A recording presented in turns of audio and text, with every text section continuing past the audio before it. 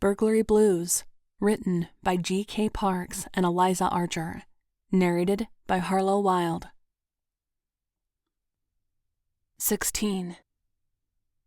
When we arrived at the station, I was ushered into an office and had to recount what happened yesterday. Now that I had time to process, the investigator wanted to make sure my story hadn't changed and I didn't leave anything out. I hadn't. After that, I returned to the squad room. Preston smiled at me. "You look better today, Sarconi. Is everything okay?" "Yeah, I just had to go through another recount of yesterday's events. By now, I'm pretty desensitized to the whole thing." "That's good," Lightman said, "because I need to have a word with you." I followed him into the lieutenant's vacant office and he closed the door behind us. "What were you doing checking on the interrogation?" "I was looking for you." Did Lightman think I was telling internal affairs he was at fault? Was he at fault? "I'm glad. We wouldn't have the leads we do if we didn't discover Striker King inside that interrogation room. Even though Big Bill can no longer testify, he gave us a lot of dirt on Alfred Siegfried and the V7s. We're going after Siegfried. As we speak, units are keeping tabs on his associates. Everything that happened yesterday is the break we've been waiting for. Good job, Sarconi. There might be a permanent place for you here." The way he said those words made me think he wanted to ensure my loyalty to him, but I didn't say anything. I simply thanked him and returned to the squad room. "Hey." Riley met me at my desk. Frank identified the stripper. Her stage name's Jezebel, but her real name is Jessalyn Belknap. She's 28 and lives 3 blocks east of the bar. I got her address. He waggled his eyebrows at me. "Want to take a ride?" "Am I allowed?" "Why wouldn't you be?"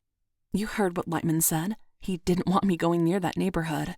Riley held up the scribbled address in both hands. "It's 3 blocks east. That's an entirely different neighborhood. The Street Bishops and V7s have nothing to do with that area." "Are you sure?" This sounded like an excuse to get me out of the station, not that I minded. He reached down and lifted his badge, carefully assessing it. "Gangs detectives should know those kinds of things, and this says I'm a gangs detective." I fought to keep from smiling, which made him smile. "I got you, Lexie. No more close calls today, I promise." "You can't promise that." "Sure I can." I looked around the room. Everyone was working on something. Unlike most days, the station was quiet. A nervous energy permeated the various levels. The cops inside were on edge after what happened yesterday, and that collective anxiety was bound to make me more anxious. "Yeah, okay." He tucked the address slip into his pocket, announced where we were headed, and left before Lightman had time to process the words and object. I hurried to keep up as we went down the stairs and out the front door. "Why do I feel like I'm ditching math class?" I asked. "Did you ever ditch math class?" "Maybe." He unlocked the doors to the unmarked car and climbed behind the wheel. "Oh, really?" He waited for me to buckle up before he put the car in gear. "Did you ever skip school?" "Sure, everyone did. That's why they invented Senior Ditch Day. I may have even organized it." "You seem more star quarterback than slacker to me." "Huh." He considered my words while he drove toward Jessalyn Belknap's apartment. "What makes you think I played football?" "I don't know. Maybe it wasn't football. Maybe you were just big man on campus. Whatever got all the cheerleaders." "Were you a cheerleader?" I snorted, finding the notion ludicrous. "I ran track and cross country." "Damn, I should have guessed that."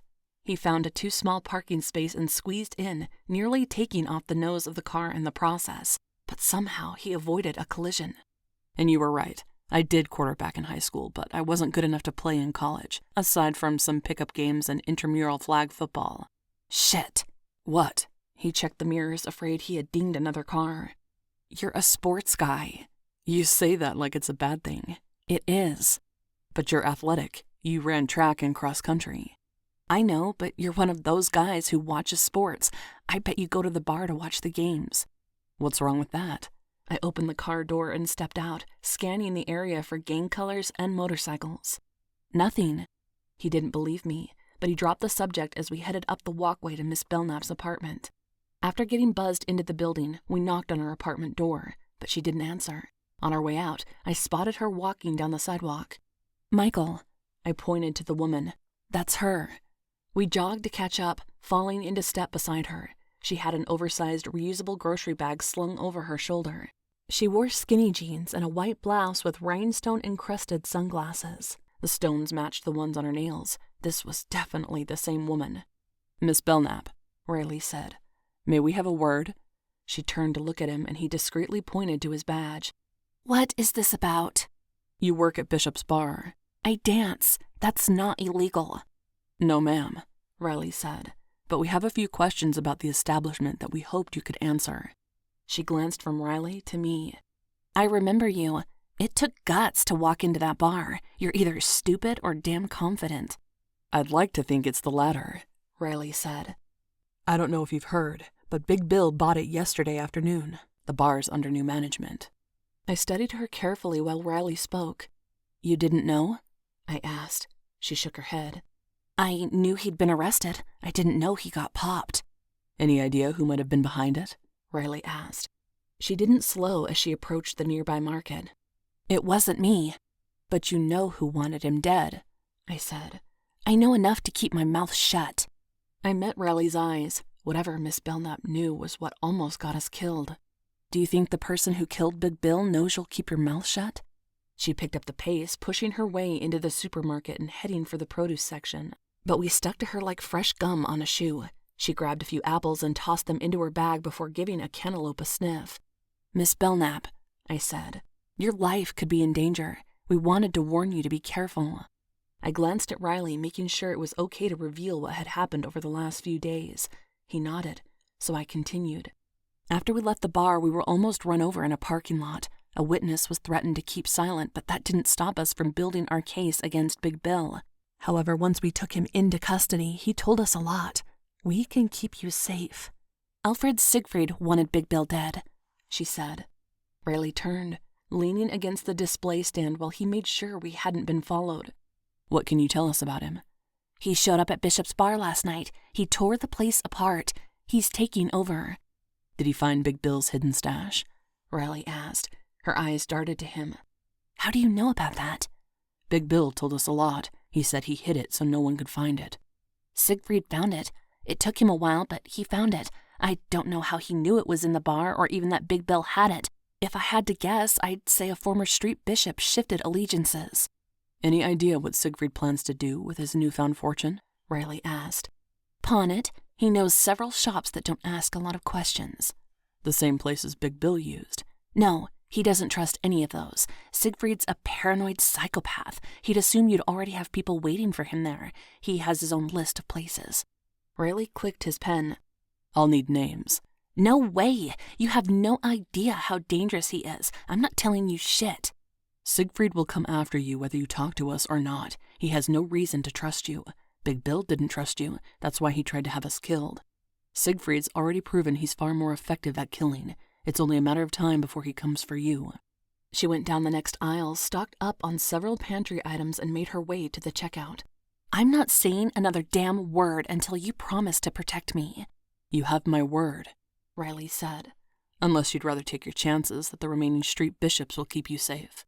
As soon as Big Bill died, so did his MC. Siegfried claimed the bar and the bishops as his own. There are no more street bishops. He stripped them of their colors and patched them into the V7s. Whatever Big Bill had belongs to Siegfried now. She swallowed. Including me. We'll get you out, I said. I didn't know how, but Riley gave her his word. She may not have believed him, but I did. 17.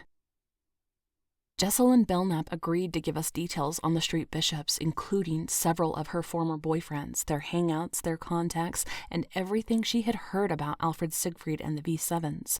We had narrowed down the most likely places Siegfried would go to fence the stolen jewelry Big Bill had stockpiled. Since we had eyes on the pawn shops and eyes on Siegfried, Lightman and the rest of the gang's unit were confident we would catch Siegfried in the act. I don't understand this, Kemper muttered. Siegfried hired Steiker King to kill Big Bill. Why can't we nail his ass now? What the hell are we waiting for? We don't have proof, Hawking said. There's no paper trail linking Siegfried to King, and Big Bill never said King would be sent to kill him. It's another one of those things we know, but without evidence we can't prove it, so we have to wait and see. This is such bullshit. Kemper put his hand on his head and spun in a circle. There should be easier ways to do things. Not if you want to stay on the right side of the law. Annoyed, Kemper walked off. Whether he was calling it quits or taking a break was anyone's guess. Jessalyn Belknap had been moved into protective custody. An officer was currently occupying her apartment in case Siegfried sent someone to tie up that loose end. So far, there had been no movement on that front. It was possible Siegfried hadn't known enough about the stripper to consider her a threat. But Big Bill knew. However, he didn't send someone to silence her. Instead, he sent someone to take care of us. Big Bill may have been a lot of things, but he never hurt his people unless they hurt him first. "She's safe, right?" I asked when Riley went past my desk. "Yeah." "Okay." He continued on his way, and I went back to researching the pawn shops where Siegfried liked to do business. After compiling business profiles for each of them and running background checks on the owners, I pulled up a list of their known associates checking for overlap. Miss Belknap never mentioned Siegfried using a middleman, but I wanted to make sure we didn't miss anything. Detective Lightman tapped on my desk. "Call it a night, Sarconi. Shift's over." I looked around the room, bleary-eyed. I didn't remember anyone saying goodnight to me, but I had been too focused on what I was doing. I glanced toward Riley's desk, but I didn't see him either.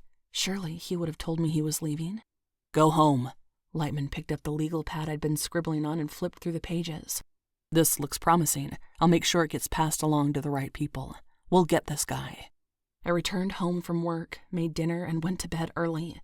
From the long hours and tedium of being behind a desk, I was tired. Maybe I was still shell-shocked. The department psychologist told me having difficulty sleeping or sleeping too much was normal. But I hoped tonight I'd get a good night's sleep without any interruptions or horror-filled dreams, and that I wouldn't sleep through my alarm again. What woke me this time was the sound of my phone ringing. By the time I found the bothersome device, the noise had stopped, but I had a waiting message. The station was swamped. All available officers were to report for duty. Feeling as if I'd just left, I jumped in the shower, pulled on the closest thing, and went to work. If they wanted us in uniform, I had one waiting in my locker. But I didn't want to end up out on patrol in the middle of the night after everything that had happened this week. "Lexie," Kemper said when I arrived at the station, "we've got reports of a holdup at 10th and Albemarle. A bystander said a bunch of motorcycle guys showed up with sawed-off shotguns and demanded the money from the drawer. Lightman and Preston are on the scene, but 2 more calls came in right after that." "Let me guess, these other 2 calls relate to the V7s? "Yep. One apartment the Street Bishops hit was targeted again. Hawking is on his way there. The other call was to an address a few blocks from their territory. An officer was assigned to keep watch on the place." "You mean Jessalyn Belknap's place?" "That'd be the one." Dread filled my belly. "Where's the officer now?" "She scared off the intruder and pursued on foot, but he jumped on a bike and escaped. Lightman wants her to go through the mug books and work with a sketch artist, so we have to secure the apartment until Lightman's dream team can tear themselves away from the holdup." "Okay. You can ride with me, but you need to change first." Kemper fingered his uniform shirt. "Damn it. Give me 2 minutes." After a quick trip to the locker room, I followed Kemper to the cruiser. "What were you doing when you got the call? You look way too awake for 4 a.m., he said. "I might have been dreaming. I'm not sure. But the wide-awake thing happens when the super fails to fix the hot water in your shower." "Oh, that sucks. Tell me about it." Kemper gave me a sideways look. "Are you sure you're ready to be out in the shit again?" "Why wouldn't I be?" "Come on, Lex, don't make me say it." "I appreciate your concern, but I'm fine. If I wasn't, I wouldn't have been cleared for active duty." We made it to the scene in 10 minutes.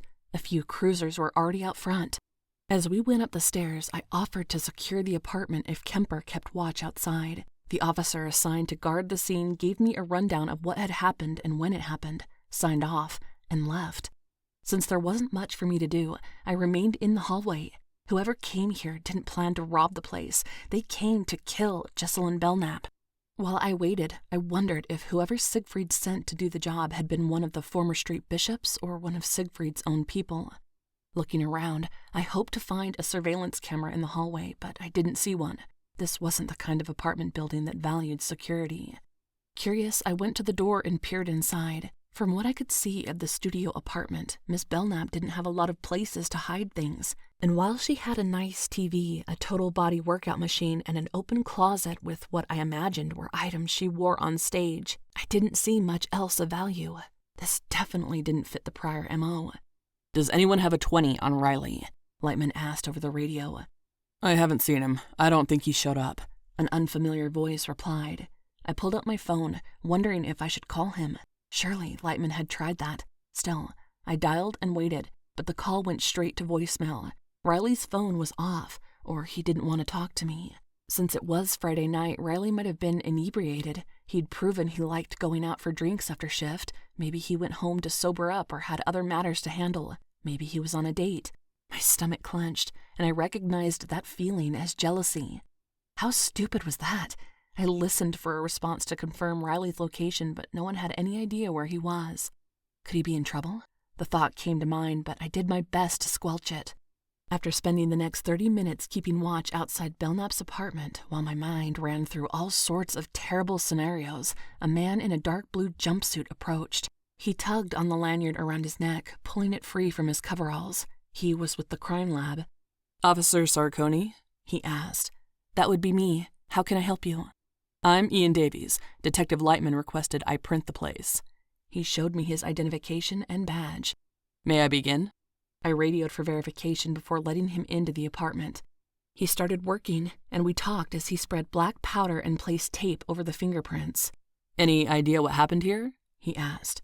"I heard something about a crook busting in on a cop." "We were keeping watch on this place. I guess he didn't realize it." "I guess not." He continued to dust for prints. "The number of break-ins lately has been insane. Is it true this is part of some gang's initiation?" "That's the current working theory." "Well, if it is, I'm glad they aren't randomly popping people. But still, home invasions are the worst. It destroys a person's sense of privacy and safety." "You sound like you have some experience." I omitted the part about how this had probably been an intended hit and not a break-in. "A few years ago, someone broke into my place. After that, I had to move. I never felt safe there again." "That sucks." "Yep," he sighed. "Shouldn't America's youth have better things to do with their time than screw with people? What happened to playing gory, zombie-killing video games and smoking pot behind the school gym? At least that's what we did as kids." "And you became a police officer?" "Crime tech," he clarified. "Completely different. I can be a video game-loving dork, and as long as I lay off the prohibited substances, the department's happy with my work." "Nice." He finished up a few seconds before Detective Preston arrived. She nodded to the tech as he packed his belongings and left the building. "Sarconi, I'll take it from here. Do you have anything to report?" "You know as much as I do about the situation." I made sure we were alone in the hallway before I asked. "Is Jessalyn Belknap safe?" "Michael went to check on her. I'm sure she's fine. A little freaked out, but fine nonetheless. He would have told us if she wasn't." "Riley's there?" She arched an eyebrow. "Why do you seem surprised?" "Lightman was looking for him." "Yeah, Jack gets like that when he doesn't know where his people are. Since our source is being kept at a safe house, Michael turned off his phone. He always takes witness safety seriously. That's why no one knew where he was." "If he turned off his phone, how do you know this?" She laughed, her eyes crinkling in the corners. "Because I know Michael." She jerked her chin toward the stairs. "Go back to the station. Jack's already on his way there. By now, I'm sure he's devised a plan of attack. But he probably needs someone who knows how to use the copier and make coffee to keep things running smoothly." "I'm on it." "Hey, once Michael knows Jessalyn is safe and briefs the officers keeping watch over her, he'll head back to the station. Make sure you tell him to pop in and see Jack before he sneaks away again." "Sure thing." I continued down the hallway to see if Kemper had been relieved. If not, I'd take his car and he could bum a ride with Preston. But just like me, Kemper was free to go. 18. Once we were back inside the police station, I found Riley and passed Preston's message along. He looked busy. His desk was covered in case files and he was on the phone. He held up a finger for me to wait. "Right, that's what I said." He paused. "Okay, I wanted to make sure we were taking every precaution." He put the phone down. "Did you hear what happened at Belknap's place?" "I was assigned to guard it until Preston took over."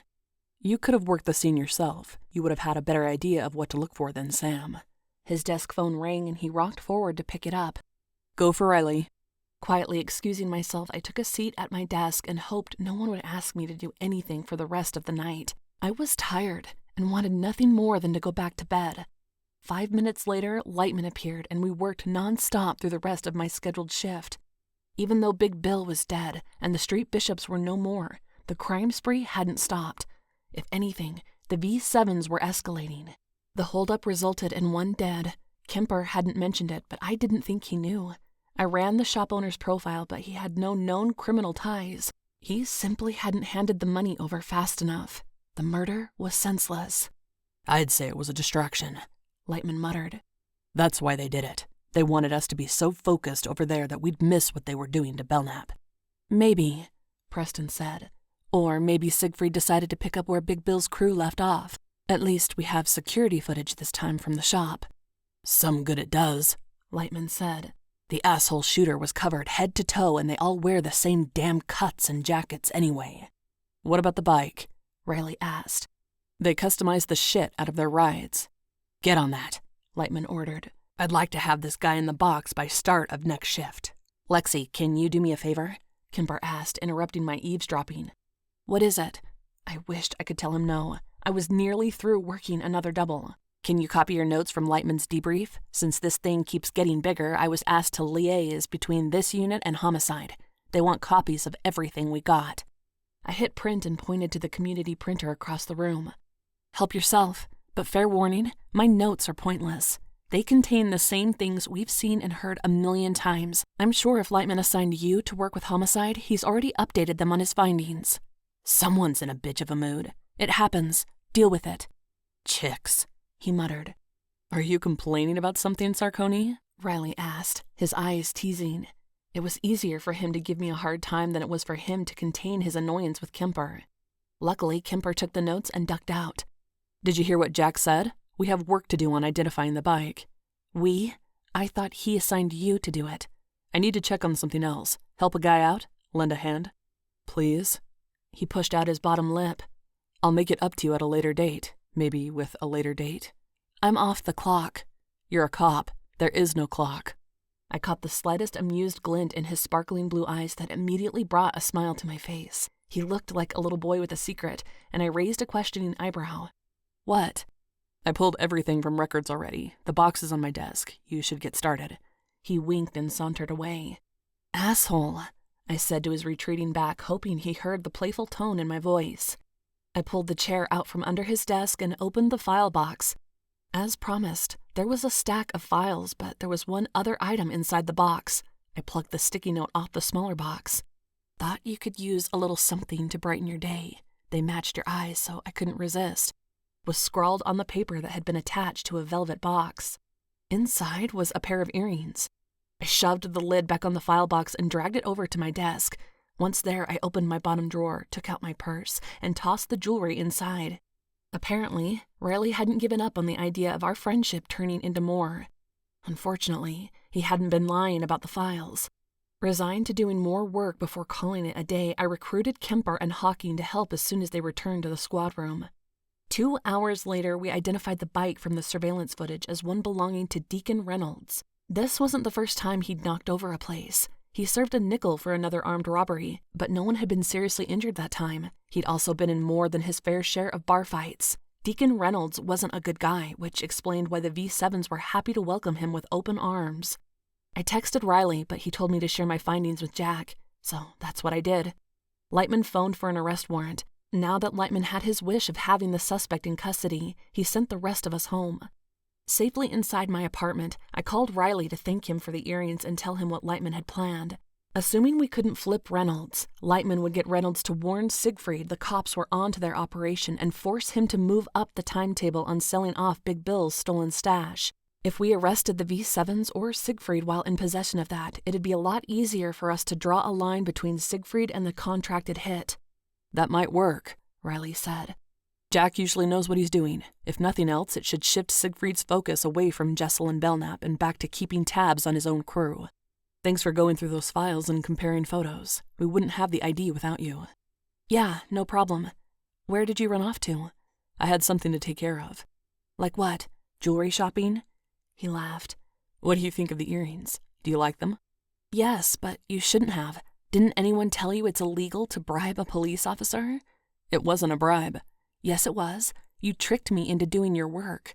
I did not. The earrings are a gift, a little something to cheer you up. You've seemed off these last few days since all that shit went down. Are you okay? I wanted to ask, but we've been busy. I haven't been sleeping well. Nightmares, I admitted. Do you want to talk about it? Not really.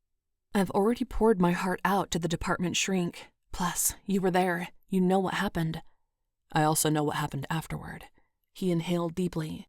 Not to further complicate things, but what would you say to going out sometime? I owe you a real date after rounding second and trying to steal third. Memories of his mouth and hands flooded my mind, and I sighed. Is that a yes? He asked. Can I think about it? What's to think about? Haven't you gotten to know me yet? This is because we work together, isn't it? That's part of it. If I were some guy you met at a bar, would you go out with me? I don't pick up men at bars. That stopped when I left Vice, I retorted, and he laughed at the joke. It's also because I haven't dated anyone in a long time. My last boyfriend didn't like that I wanted to be a cop. It was too butch of a profession for him to accept. That's because he was an insecure prick. I'm neither of those things, and I love that you're a cop. I wouldn't be here without you, and I wouldn't know you otherwise. Let me think about it. That means yes. It means maybe. Which means yes. I grinned. Shut up. We have to finish this case first. Once I'm back walking a beat or finding my footing with another unit, there won't be any work issues. It'll make things easier. Less complicated. Easy's overrated, but I'm not giving up. He let out a deep, contented sound. And I know where you live, so don't even think about ducking me. Ducking? Oh, don't worry, Michael. I'm not thinking about ducking you, but I might be thinking about doing something else to you. I sure as hell hope so. 19. Detective Lightman got his wish. Deacon Reynolds was in the box. The tough guy act lasted through the first 5 minutes of questioning before he lawyered up. That was to be expected. Reynolds had been through the system. He knew how it worked, and we had him dead to rights. Unfortunately, the fingerprints taken from Jessalyn Belknap's apartment weren't a match to any of our suspects. Most of the latents belonged to her and the officer who'd been watching the place. The man who came to kill Jessalyn had worn leather gloves that matched his leather jacket. According to the officer, he also had on motorcycle boots, a motorcycle helmet, relaxed jeans, and drove a bike with shiny blue paint accented by flame decals. I went back through the records I perused the previous night, but I didn't find the bike. Could it be new? I asked. Maybe. Riley flipped through the pages again. Then again, it could have a fresh paint job. These guys work on their bikes all the time. They are constantly adding mods and changing things. You sound like you know bikes. I have to with this job. Is that all it is? You exude badass, and a lot of badasses ride bikes. I may have had one at one point. They handle well in traffic, but that's the beginning and end of it. I wonder if there was more to the story, but now wasn't the time to push. I'll see if the officer can give the sketch artist a more thorough description of the getaway vehicle. Some of these custom parts are pretty unique. Even if we can't trace the color or decal, we may be able to identify the assailant based on something else, Riley said. Like the mirrors? Who knows? But I'm out of ideas unless Reynolds knows who Siegfried sent to perform a second hit. It's not like he's talking. That's why Jack bluffed and fed him all that misinformation. Now we just have to hope Reynolds is smart enough to get word back to Siegfried that we're moving in on the V7s. I'm keeping my fingers crossed Siegfried will panic and try to unload the stash. Riley squinted. Frank's gonna make sure the V7s know we're getting closer, that a bust is imminent. The more pressure, the better, I said. I'll try to remember that. I gave him the evil eye. Do you think you're funny? Sometimes. Whatever, detective. I clicked a few keys, bringing up Alfred Siegfried's rap sheet. Maybe there was some clue in here on what he'd do now, but all I saw was violent offense after violent offense. The more I learn about Alfred Siegfried, the more I'm starting to think he could be a serial killer. First, Big Bill, then that failed attempt on Jessalyn. If he thinks Reynolds talked to us, that would be number 3. That would only apply if he performed the kills himself. Are you sure? I asked. That seems like a technicality. Riley's brows scrunched together while he considered it, but when he didn't come up with an answer, he shrugged. Let's hope Reynolds is smart enough to figure out how to get word back to Siegfried from his new home at Central Booking, and that Siegfried will take Reynolds' warning as a sign of his continued loyalty and not send a hit squad after him. Do you ask Santa for these things, or do you have a magic lamp you like to rub? He gave me a devilish grin. I could go so many places with that, but I won't. He picked up the folder. We have too much work to do. And then he walked away. For the rest of the day, we reviewed what we knew about the 3 crimes that occurred the previous shift. The repeat apartment break-in fit perfectly with what we'd seen previously. The robbery turned homicide was more extreme, but still fell in line with what we'd come to expect from the gang. The only crime that stood out was Belknap's apartment, and we knew exactly why that was. The units that had been assigned to monitor Alfred Siegfried reported he was at Bishop's bar during the liquor store holdup. He hadn't been part of the crew that had circled the liquor store, and he hadn't gone to silence Belknap. After Reynolds was arrested, Siegfried had gone to ground, along with whoever remained in the V7s. Hopefully, Detective Frank Devereaux would be able to tell us more. I briefly saw Riley the next day, but that was it. Over the course of the week, we failed to identify the bike or biker who'd been sent to silence Belknap. Instead, we sorted out the mess left in the aftermath of Big Bill's demise.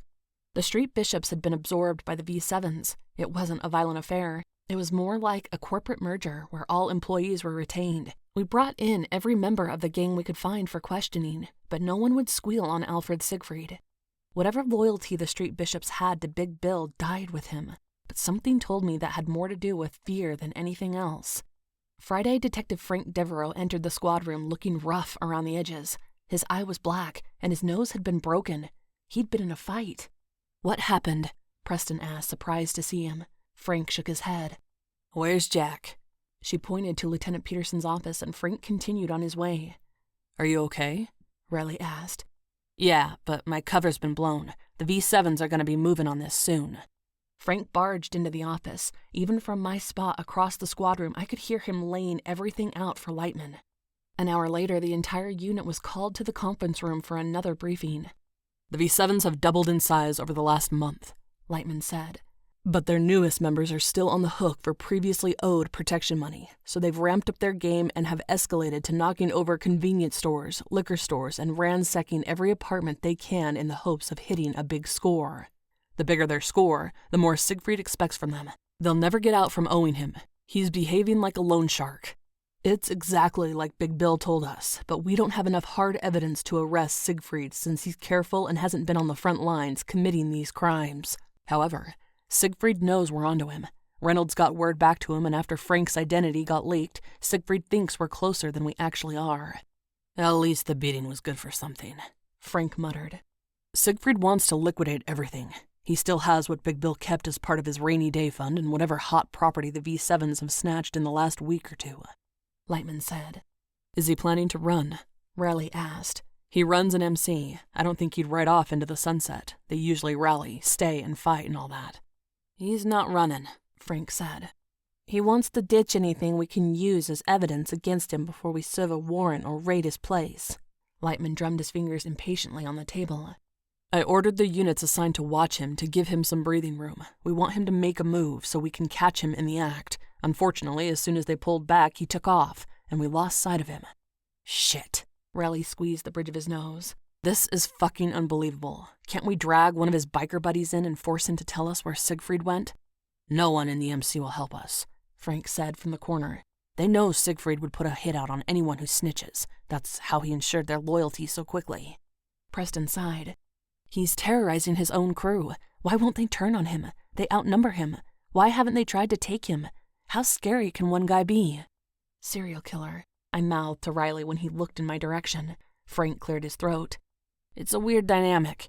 The way things work on the inside is more like a dictatorship than anything else. He calls the shots, provides for them, and they reap the benefits. He also doles out punishments. However, ever since he heard Big Bill ratted him out, he's been on tilt. He doesn't trust anyone. It's only a matter of time before he kills one of his own for something stupid.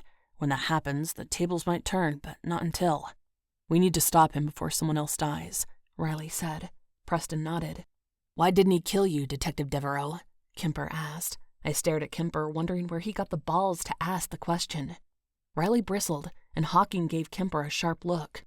"Don't put shit like that out there," Hawking warned. "It's okay," Frank said. "I know what you meant. Honestly, I got lucky. After they realized I was a cop, they took me out back. But there must have been a nearby patrol car responding to a call. The two assholes thought the sirens were for them, so they ran. That's when I got the hell out of there. I might have also suggested I was wired, and killing me would guarantee they never saw another sunrise." "They probably wouldn't have," Kemper muttered. "Regardless," Lightman said, getting the conversation back on track. "We know Siegfried's preferred pawn shops. He has a lot of hot items to move, so he might spread the stash out among different shops to bring in the most cash and avoid extra scrutiny. Or he'll dump it all at one location if he needs money fast. Either way, we cover all the shops and wait for him to show." He pointed to Preston. You can break down the rest. We'll divide into teams. One detective will be assigned an officer to ride along. We'll use unmarked cars and monitor the 3 pawn shops Siegfried is most likely to use. Additional units will cover the remaining shops. What happens if this doesn't pan? I asked. Siegfried could send someone else to fence the stolen items. If he does, we arrest them, Lightman said. Worst case, we put all the V7s behind bars and Siegfried will have no choice but to come out of his hidey hole. Preston pointed to the blown-up mugshots of the V7's roster. Any one of these men could be potential targets. We'll use them to get to Siegfried, but Siegfried is the priority. Don't forget that. However, familiarize yourselves with what everyone looks like if you haven't already. We've been staring at their ugly faces for weeks now, Kemper said. I'd recognize them in my sleep. Good. Are there any questions? Preston looked around the room, her gaze stopping on the 3 of us huddled near the back wall. Unlike the detectives, we remained standing. Kemper, you'll ride with me. He nearly grinned, but Hawking elbowed him. That leaves us, Lightman said, pointing at Hawking. We'll take the pawn shop in the southeast. He pointed to a red circle on the map displayed behind him. That left Detective Riley with only one option. He got up and moved between me and Hawking to grab a printout of the mugshots. I guess you're stuck with me, he whispered. I don't understand how I always end up drawing the short straw. All right, you've got your assignments. Keep your eyes peeled. Let's get to it, Lightman said. 20. I grabbed my copy of the photos and followed Riley out the door. The short straw? Is that what you call it? No, I call it the jackhammer. Actually, a very lovely lady called it that, and the name stuck. I tried not to laugh. You need to censor what comes out of your mouth. I didn't need to know that. I climbed inside the unmarked Mustang and fidgeted with the seatbelt. What is wrong with you? God, what is wrong with me for finding that funny? I don't think there's any way she could have meant that as a compliment. It was definitely a compliment. You should try it out sometime. See for yourself. Detective Riley.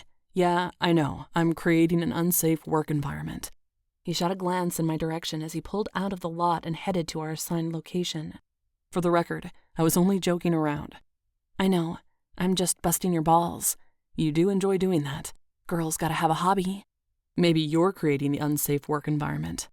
I'm pretty sure I didn't proposition you. Not today, but there's still time. Speaking of, have you worn the earrings yet? How is that a speaking of? You'd have to be in my head. On second thought, that's not a safe place for you.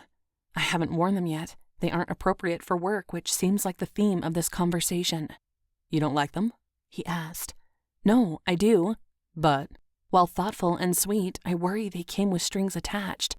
No strings. Really? You bribed me into doing your work by hiding them in a box of files. Technically, we're partnered together, so it was our work, not mine. If anything, asking you to do it proves I'm not giving you special treatment. He took his eyes off the road to look at me. But those aren't the strings you're talking about. This is about what happened in your apartment. He drove one-handed with his left hand on the wheel, making the muscles in his forearm bunch as he turned the car right, heading down another street. Joking aside, I don't play like that. I asked you out, but no pressure. You can say or do whatever you want. I won't let it interfere with how we do our jobs. I didn't mean... I know, he said. I just wanted to be clear on that. He turned back to face the road. Is this because you haven't been able to stop thinking about me since that night?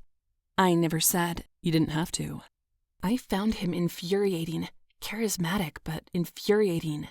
Listen to me. I know I've been hot and cold with you. I've got plenty of baggage that I bring to the table, which you don't deserve. And it's complicated by other things, like our jobs. As you pointed out, you outrank me. At the moment, you're in my chain of command. Fraternizing is a huge no-no. We aren't in the military. You know what I mean. Is that why you're holding off on saying yes to the date? If it was just a date, it wouldn't be such a big deal. It wouldn't matter. That's all it is, Lex. It's a date.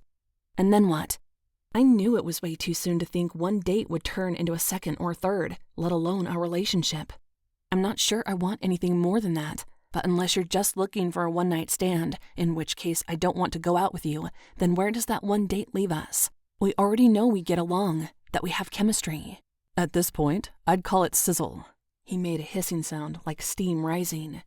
Yeah, so what do we do with that? I could tell you. I gave his arm a shove. We have fun, Lex, and we see where it goes. He glanced at me. And that's the problem. He wiped a hand over his mouth, his jaw clenched. Your ex-boyfriend screwed you over. He gripped the steering wheel even harder. And you don't want to get burned again. I get it. It's difficult to get past. I know it is. I've been there myself. God, I'd love to teach that guy some manners, but I'm not him. I want you to know I haven't been with anyone since the night I showed up at your door, drunk on tequila. Oh, wow. Look who's having a dry spell. I couldn't help the sarcasm. You can trust me. I won't hurt you, Lexie. If you give me a chance, I'll prove it. Just not at work. Right. He looked conflicted. I'm not everyone's favorite person, and I don't want our fun to hurt your reputation. When I said you had detective chops, I meant it. I won't let our association hurt your chances at a promotion, so I can wait as long as I have to. Something tells me you're worth it. You're different from most women I know. You're not afraid to show your vulnerable side or point out your own flaws. Maybe I'm nuts. You know what they say about the crazy ones. Best sex ever. Is that all you're waiting for? Not all, but I'd be lying if I said I wasn't looking forward to it, and I never want to lie to you. I rubbed my eyes with my free hand. If that desire is based on the lewd and sexist things that get whispered behind my back, you should know those are remnants from my days working Vice. I've never dated a cop. I've never been involved with anyone in the department, and those things they say about me aren't true. I haven't heard anything, but I'll knock out some teeth if I hear someone saying shit about you. He shot me a look. However, since we're on the subject, you might have heard some things about me. Unfortunately, I can't say they aren't true. You should know Sam and I used to be a thing. What happened? It doesn't matter. It's in the past, but I have no desire to rub her face in any of my new, he faltered, conquests. I don't think of you like that. I don't know how to think of you, but I do think about you. His voice sounded deep and sexy when he said that. My mind flashed to an image of him in the shower, steam rising around his toned, naked body. Stop, I scolded myself. Would you, he stuttered slightly, like to go out on an actual date sooner than we planned? Like, say tonight, just to see if all this worry and talk is even worth it? For someone as attractive as he was, Riley lacked finesse, but a detective who looked like him didn't have to ask girls out, at least not more than once. But I found the way he fumbled around the question endearing. But you just listed all the reasons why we should wait. Now who's acting insane? Come on, Lex. I don't know what to do here. You obviously like me, but you have doubts, and the longer we drag this out, the more excuses you'll come up with as far as why we shouldn't give this a try. You can't deny that. I know how you think, and I'm crazy about you. Give me a chance. It's the only way I'll ever be able to prove that I'm a good guy. A truer sentiment had never been uttered, and I caved. My stomach flew into my throat as a million butterflies took flight inside of me. Okay, but I'm warning you, I don't have sex on a first date. Okay, we'll have sex and then go on a date. And before you change your mind, that was a joke. I was kidding. There was a 1 in a million chance this wouldn't end horribly wrong. Michael Riley was a bad boy, unbelievably sexy, a little wild, and a professional badass. This was the exact type of guy mothers warned their daughters about, and yet I was drawn to him, knowing he'd probably break my heart. But the small voice inside my head held out hope. Michael was kind, generous, and fearless. Things between us could be phenomenal, and despite my dislike for unnecessary risks, something we were always cautioned against in the academy, Michael Riley was one risk I had to take. Where are you taking me tonight? I asked as he parked the car near the pawn shop and we began our surveillance. It's a surprise. In other words, you have no idea. That's the surprise. He brushed his hand against my leg as he reached for the MDT. We might as well get comfortable. We're going to be here all day.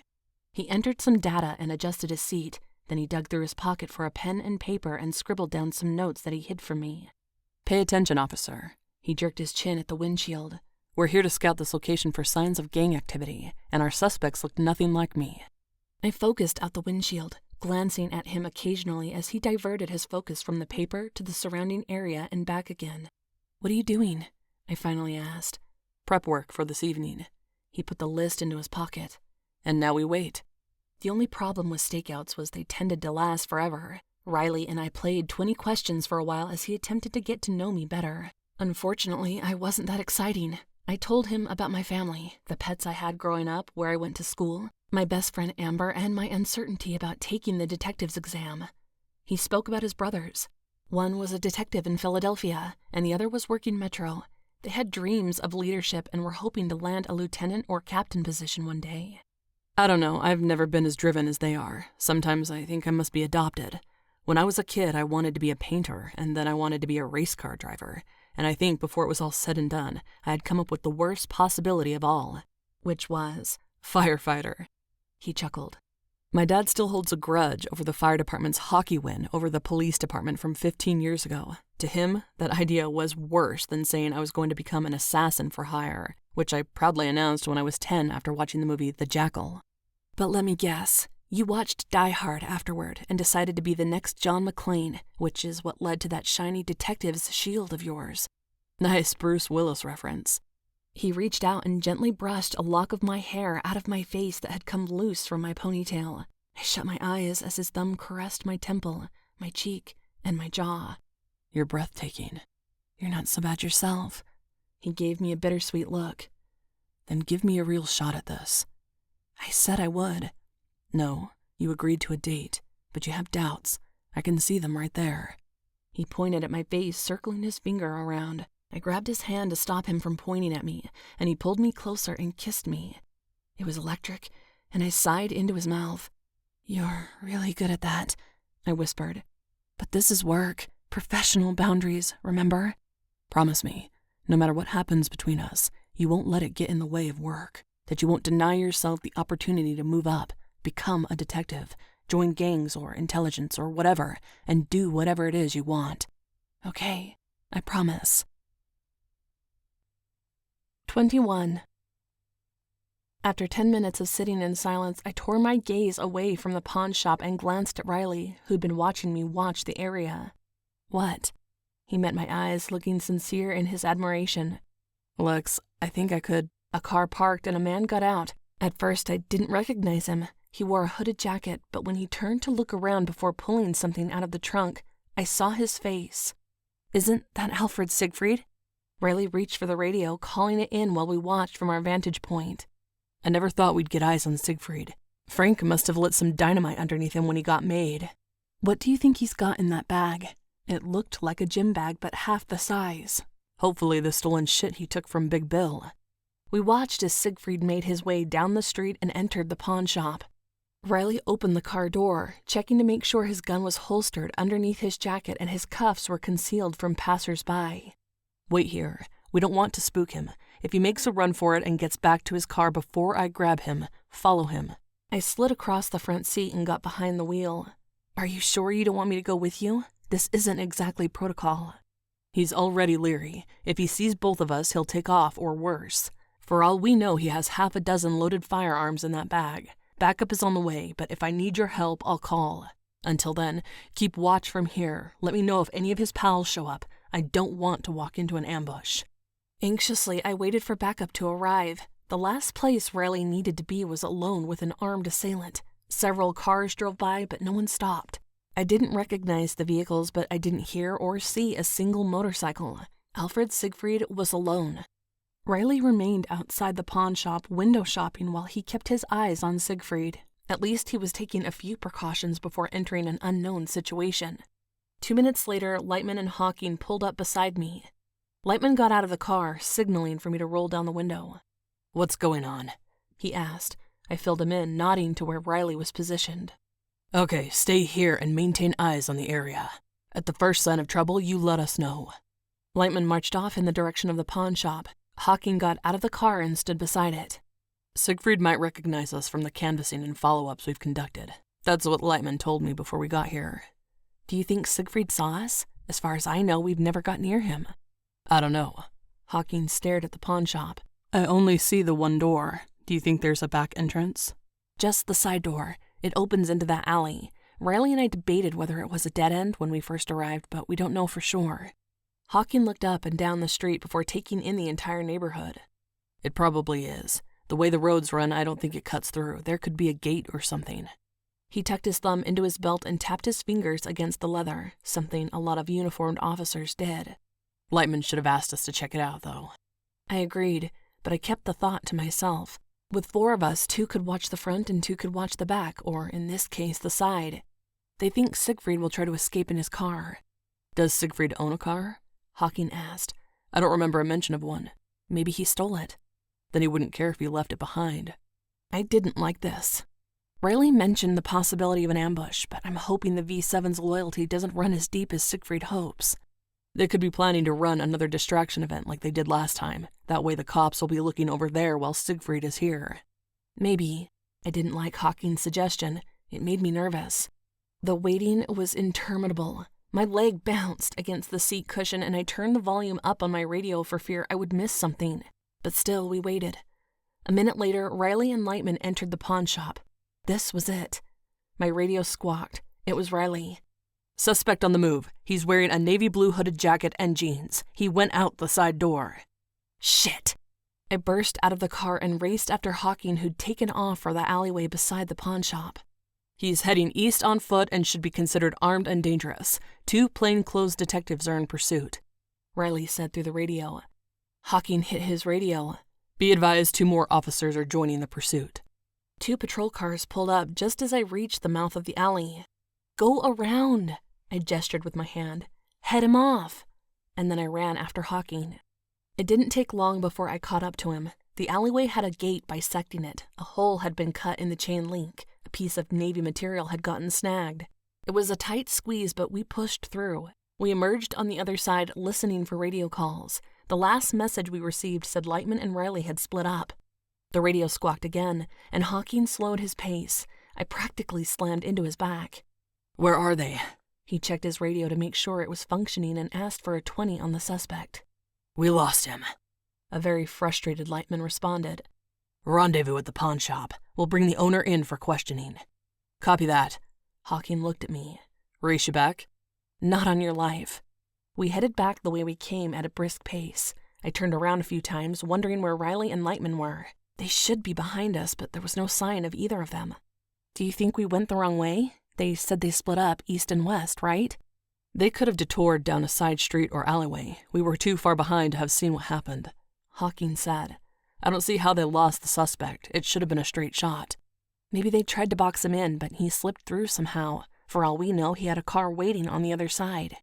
I hated this. I hated not knowing what happened. On the bright side, at least we don't have to explain how Alfred Siegfried eluded us. We might. We were sitting outside the shop doing nothing but twiddling our thumbs. Shit, that's what Lightman's going to make it sound like. Hawking made a hump sound. We'll get all the blame. Do you think it was our fault? We followed orders. But I knew better. We should have been guarding the only other exit. If we had, Siegfried wouldn't have escaped. I couldn't help but think Riley had told me to stay with the car because he wanted to keep me safe. He'd practically said as much on previous occasions. Maybe after that shit with Stryker King, he reassessed his position on having me watch his back in the field. Once we get promotions, we can call the shots, I said, my mind going in 2 different directions. I'll second that, Hawking said. You'll second what? Lightman asked, surprising us from behind. What are you 2 talking about? Other things we could have done to assist in apprehending Siegfried, Hawking replied smoothly. How long were you in pursuit, sir? Long enough. Lightman studied my gaze, which was focused on the alleyway he had emerged from, just off to our left. Are you looking for Riley? I nodded, but he didn't offer an explanation, and I didn't ask any questions. Instead, the 3 of us returned to the pawn shop to question the owner and secure the scene until a search warrant could be obtained. The shop contained a ton of electronics, everything from smartphones to home entertainment centers. This had to be Siegfried's primary cash exchange location. As I browsed the cases, I wondered how much of the merchandise was hot. Lightman asked questions while Hawking meticulously took notes. I leaned against the back wall and felt something give. Furrowing my brow, I knocked against the paneling, listening for a hollow echo. Detective, I called, waiting for Lightman to turn before I repeated my knocking. There's something back here. He spun to face the owner. Open it. What? She's crazy, John Wolfe, the store owner, said. Wolfe had priors for selling illegal weapons and stolen merchandise. That's a freaking wall. I'm not asking you again, Lightman said, his voice low and even. You open it, or I'll put your head through it. Either way, I'm gonna find out what's inside. Hawking glanced at me. Neither of us had spent enough time with Lightman to know if he'd follow through on the threat. But Mr. Wolfe believed him. He swallowed audibly and came around the counter. He hit a button and the panel slid to the side. exposing a dozen handguns, a few grenades, and a couple assault rifles. "I have no idea how those got there," Wolf said, and Lightman rolled his eyes. "Mr. Wolf, you have the right to remain silent." Lightman clicked a pair of handcuffs around Wolf's wrists. "But the more you cooperate, the more likely I am to overlook whatever else we find in your shop. I don't particularly care what you're doing. I just want Alfred Siegfried. So I'll give you a minute to think about it. And if you don't want to cooperate, then I'll have no choice but to arrest you." While the three of us waited for Wolf to decide, the patrol cars returned. Riley climbed out of one of them and said something to the officers inside. They drove away, but the officers from the other vehicle exited and the three of them joined us inside the shop. Riley stood near the door, his arms folded over his chest. He was bleeding. A deep cut ran from his ripped sleeve down the length of his arm, and his cheek was bruised and swollen. He looked angry. "Are you okay?" I asked. His eyes flicked to mine, seeing the worry there. He nodded before returning his attention to Lightman. The other detective glanced in his direction but didn't say anything. I didn't know what transpired, but something happened during the pursuit. More police vehicles arrived on the scene and Lightman dismissed Riley and me. "You drive." Riley went around to the passenger's seat. Before I even started the car, he pulled out the first aid kit and pressed a piece of gauze against the cut on his arm. I gave him a worried look, but he played it off with a rugged smile. "Should I take you to the ER?" I asked. "No, I'm fine. I just don't want to get bloodstains on the new upholstery. The department's cars don't stay nice very long." "What the hell happened?" "Siegfried got away." "I know that, but what about your arm and your face?" I stopped at a red light and gingerly touched his cheek. "Chain link fence and a brick wall. I'm okay, really." He focused out the windshield. "The light's green." "Are you sure? You might need stitches." "Lexie, I'm fine. Stop being so dramatic. Getting banged up is par for the course." He snorted. "So is getting banged." I knew he said it to distract me from worrying about his injuries, and I gave him a withering glare and continued to the station.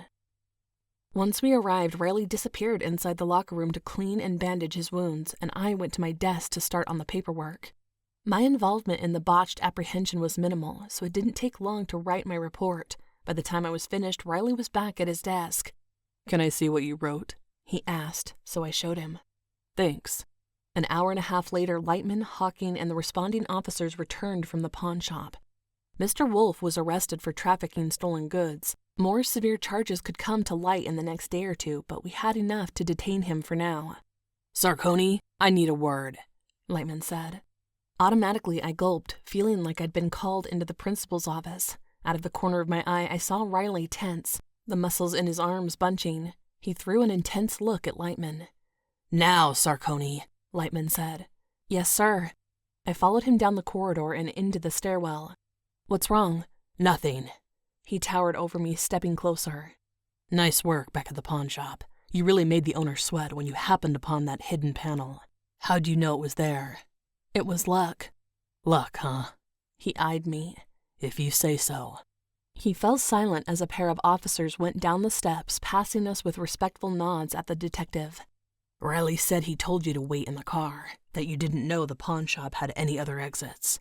"We saw the side door but thought it might lead to a dead end. We weren't sure. As soon as Hawking and I heard the call, we joined the pursuit on foot. But we were too far behind. We never got eyes on Siegfried. If you radioed sooner, we might have been able to circle around and cut him off." "Did you write that in your report?" "No, sir. Why would he even think I'd include that in my report? I can't attest to what occurred in an area where I was not present." "Very good. I'm glad you have the lingo down. After that scuffle with Striker King, Internal Affairs has been keeping tabs on everyone in this unit. They may have questions about what happened today, about how we botched such an easy takedown.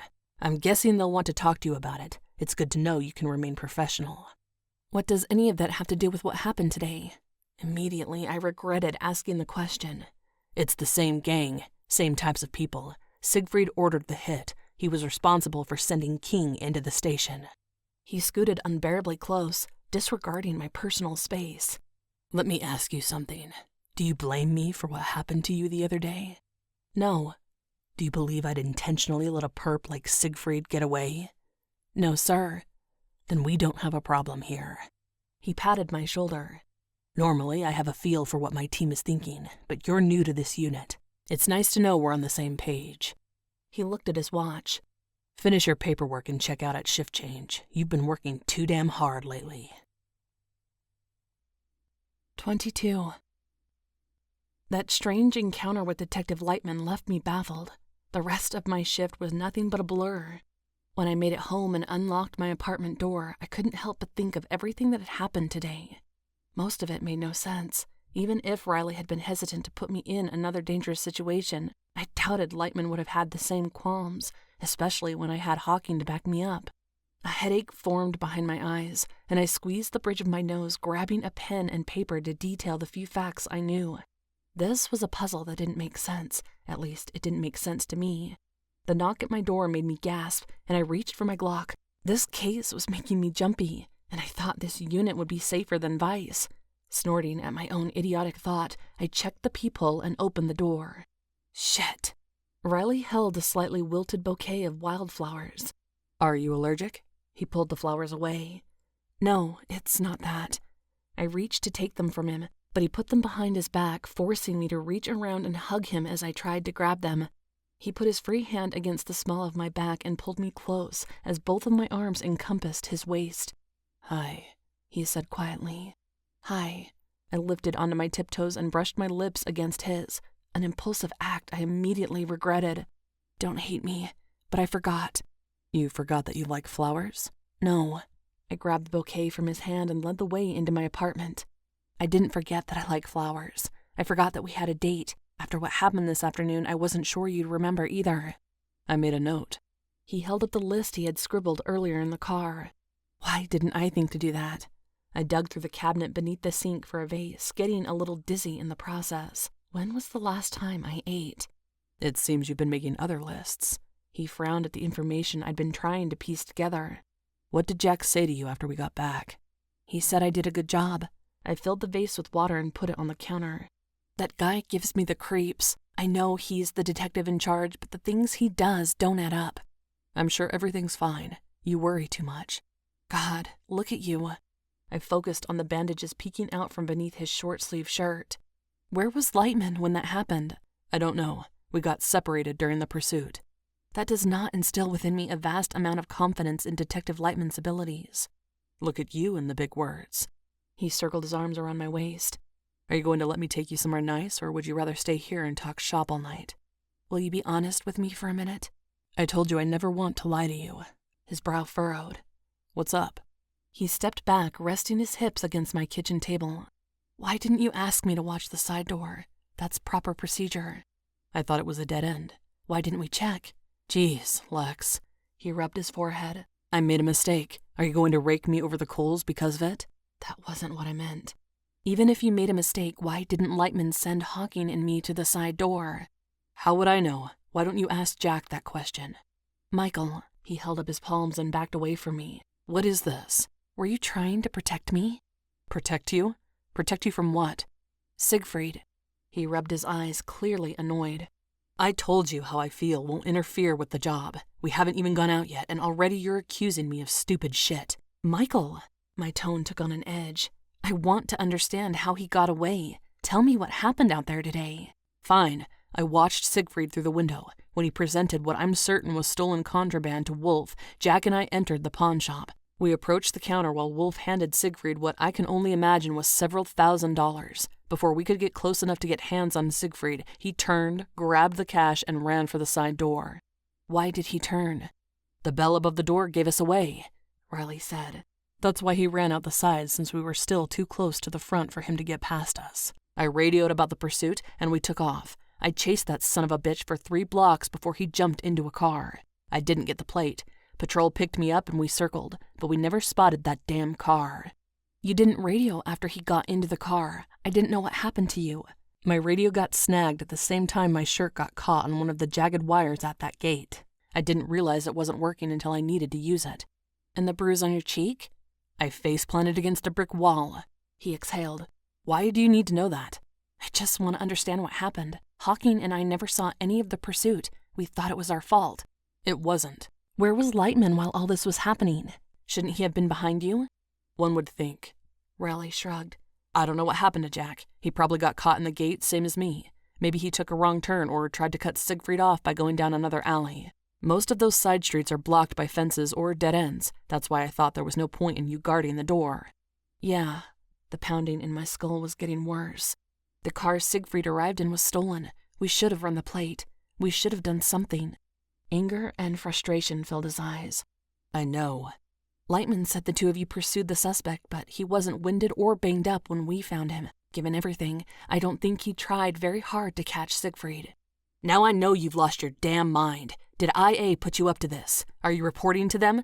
Did they want you to ask me these things? Is that why you've been so hot and cold after declaring we were nothing more than friends?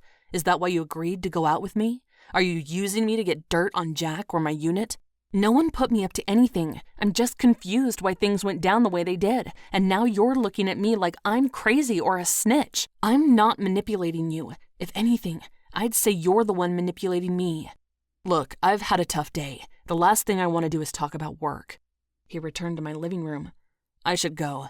We can reschedule for another night when you haven't forgotten we've made plans. Michael, I'm sorry. Yeah, me too.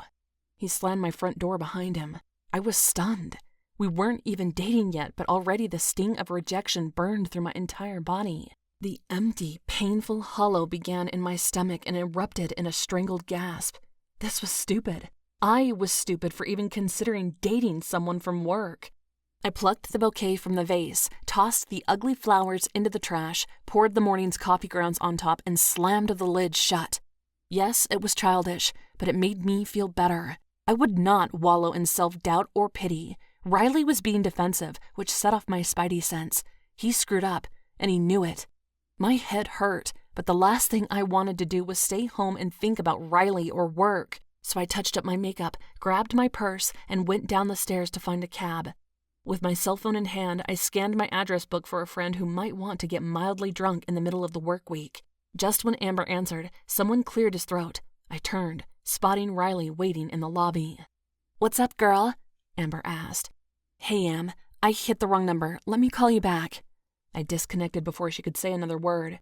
"I thought you left," I said icily. Riley had never seen me angry, but he was about to. That was what the parting words and slamming door indicated. I might not be a detective, but those clues seemed pretty obvious even to a lowly officer like me. I fucked up. Yeah, you fucked up, and I fucked up for forgetting. That doesn't mean you can storm out when I ask you a question. No, Lex. He shook his head as if I didn't get it. At work. I fucked up at work. Yeah, I know. My headache was on the cusp of full-blown migraine. I don't care. All I wanted to know was why. Was it because of me? Because of what happened with Stryker King or the car that tried to run us down in the hospital parking lot? Or because you can't separate work from whatever the hell this was that we thought we'd try? But you didn't want to talk about it or explain. Instead, you left. So leave. I pointed to the door. Go. I don't want you here. My chin trembled and tears stung my eyes. I wouldn't cry. Not in front of him. Not over something this stupid. Hey, listen. He took a step closer, reaching for me, but I batted his hand away. Today had nothing to do with you. You would have gotten Siegfried. You would have caught him, and that would have been it. What happened is on me and maybe Jack, but mostly me. Riley took a breath. Before Jack arrived, Siegfried made me. He may have spotted the badge or the gun before I even entered the shop. I don't know, but he was antsy. He was out the door before we had a chance to announce. It happened so fast. By going through the alley and me getting stuck at that damn gate, that's how we got such a lead. I should have had you wait at the side door, but I honestly thought the car was a better bet. I thought the alley was a dead end, but you're right. We should have checked. Yeah. I'm guessing Jack branched off and ran up on a dead end? He must have. That's the only thing that makes sense. I didn't see it happen, but that doesn't mean it didn't. It sounded more like a question than an explanation. We should have realized the thing about the car sooner or figured Siegfried would have a contingency. This guy's been out of prison long enough to know he doesn't want to go back and will do anything to make sure it doesn't happen. Besides following the straight and narrow. Yeah. Riley reached for me again, but I stepped back. You accused me of working with IA. That makes me wonder how much you trust me. Whatever your deal is, it's not my problem. All I wanted to know was what happened. That was it.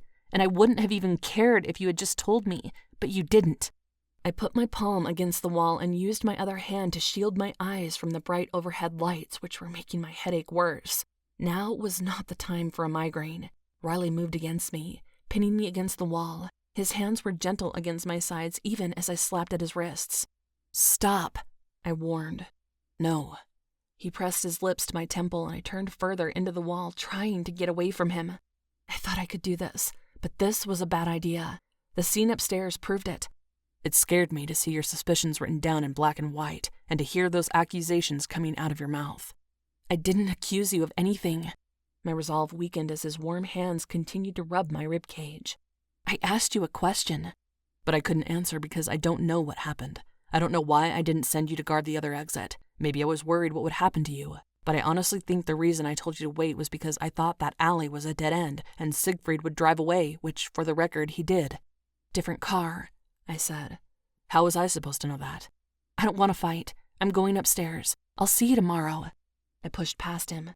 "Lexie, wait." Against my better judgment, I stopped. "What is it?" He swallowed, tugging my chin up until our eyes met. "There have been whispers that Jack left Big Bill unattended intentionally. It means nothing. People say shit all the time, but..." "You think it's true?" "I don't know." He looked to be in utter agony. "But if your suspicions are correct, it makes me wonder if Jack could be working for Siegfried.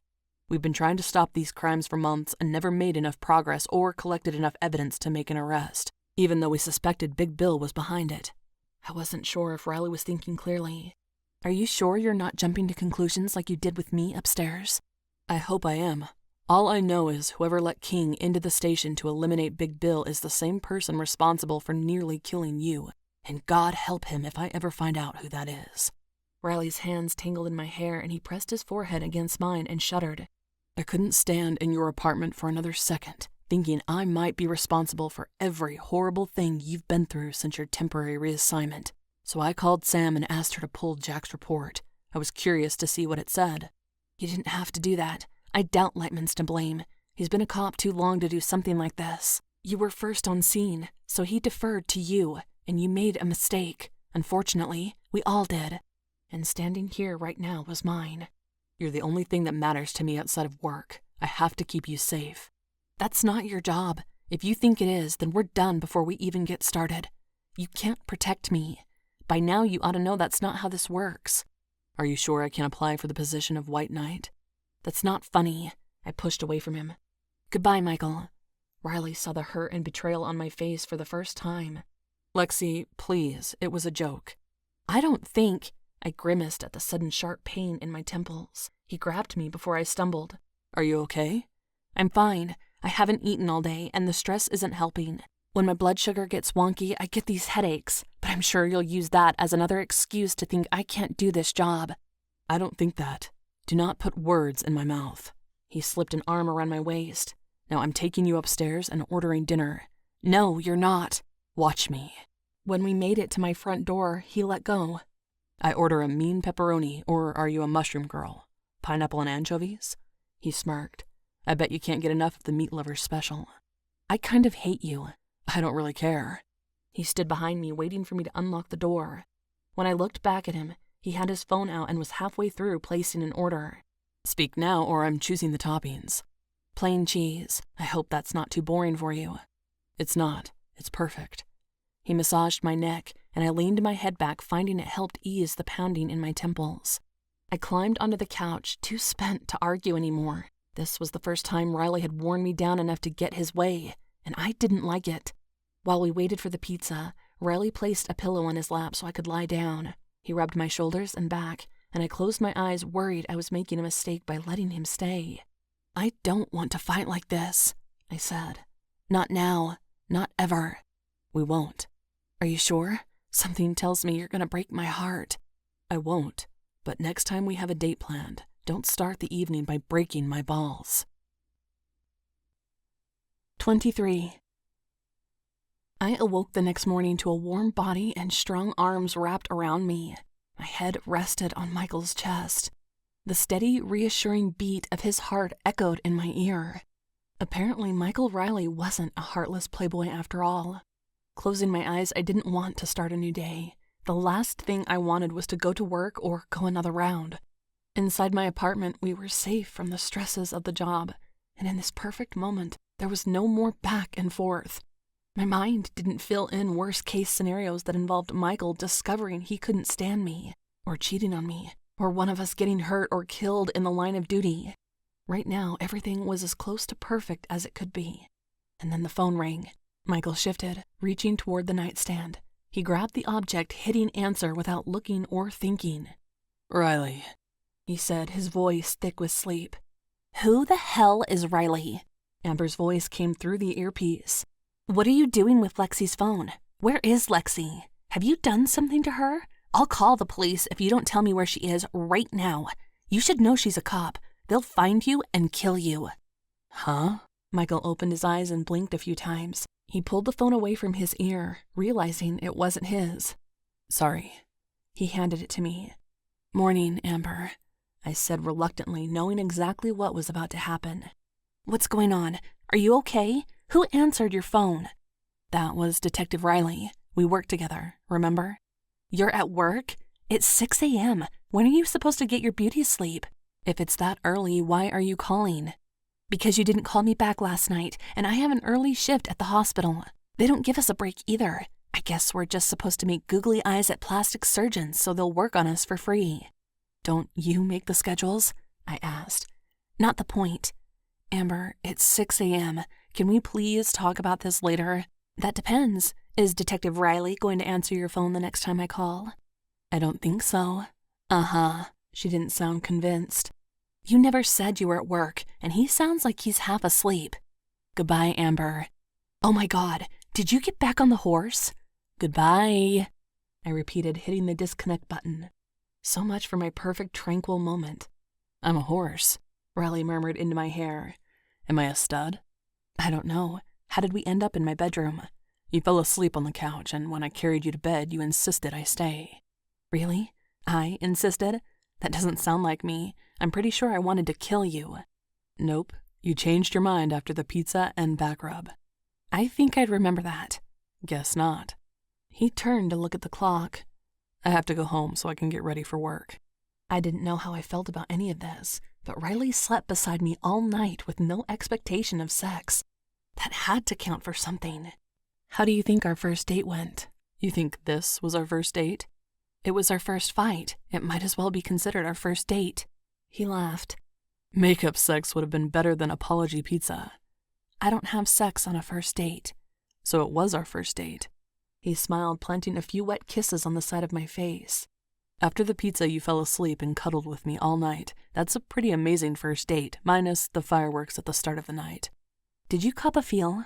I asked, cognizant of my bra digging into me. The stupid contraption must have been invented by a man and most definitely wasn't intended to be slept in.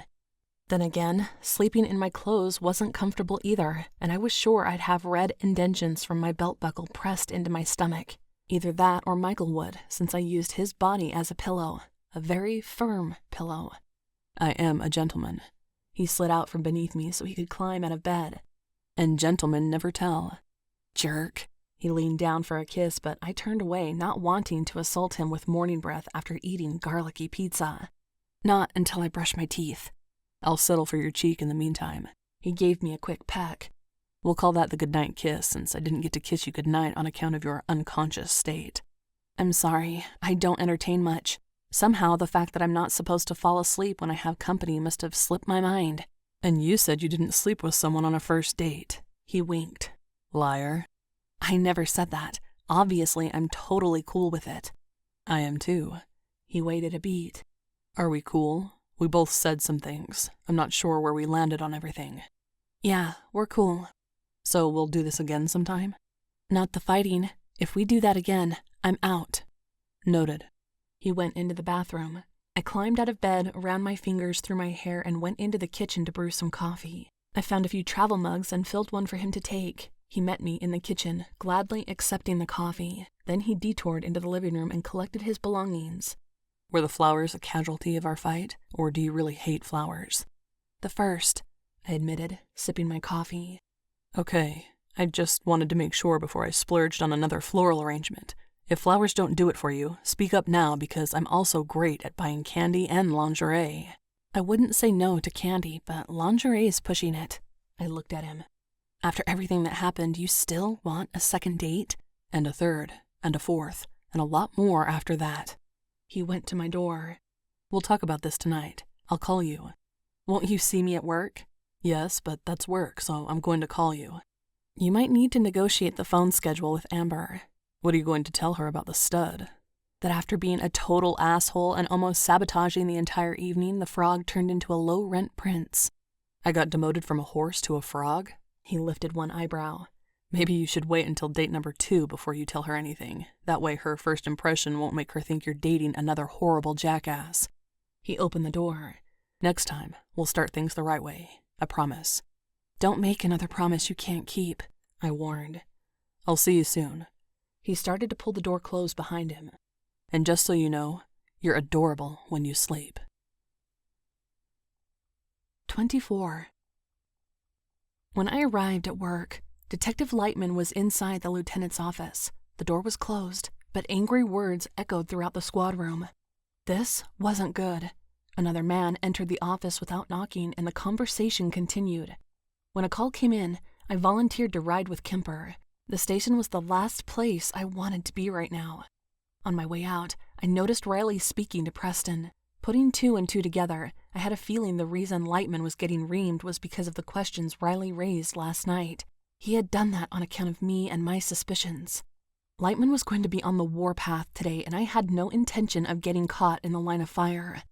Hopefully Riley would duck and cover too, at least until this mess blew over. Earth to Lexie. Kemper snapped his fingers in front of my face. What planet are you on? Mars? Saturn? Uranus?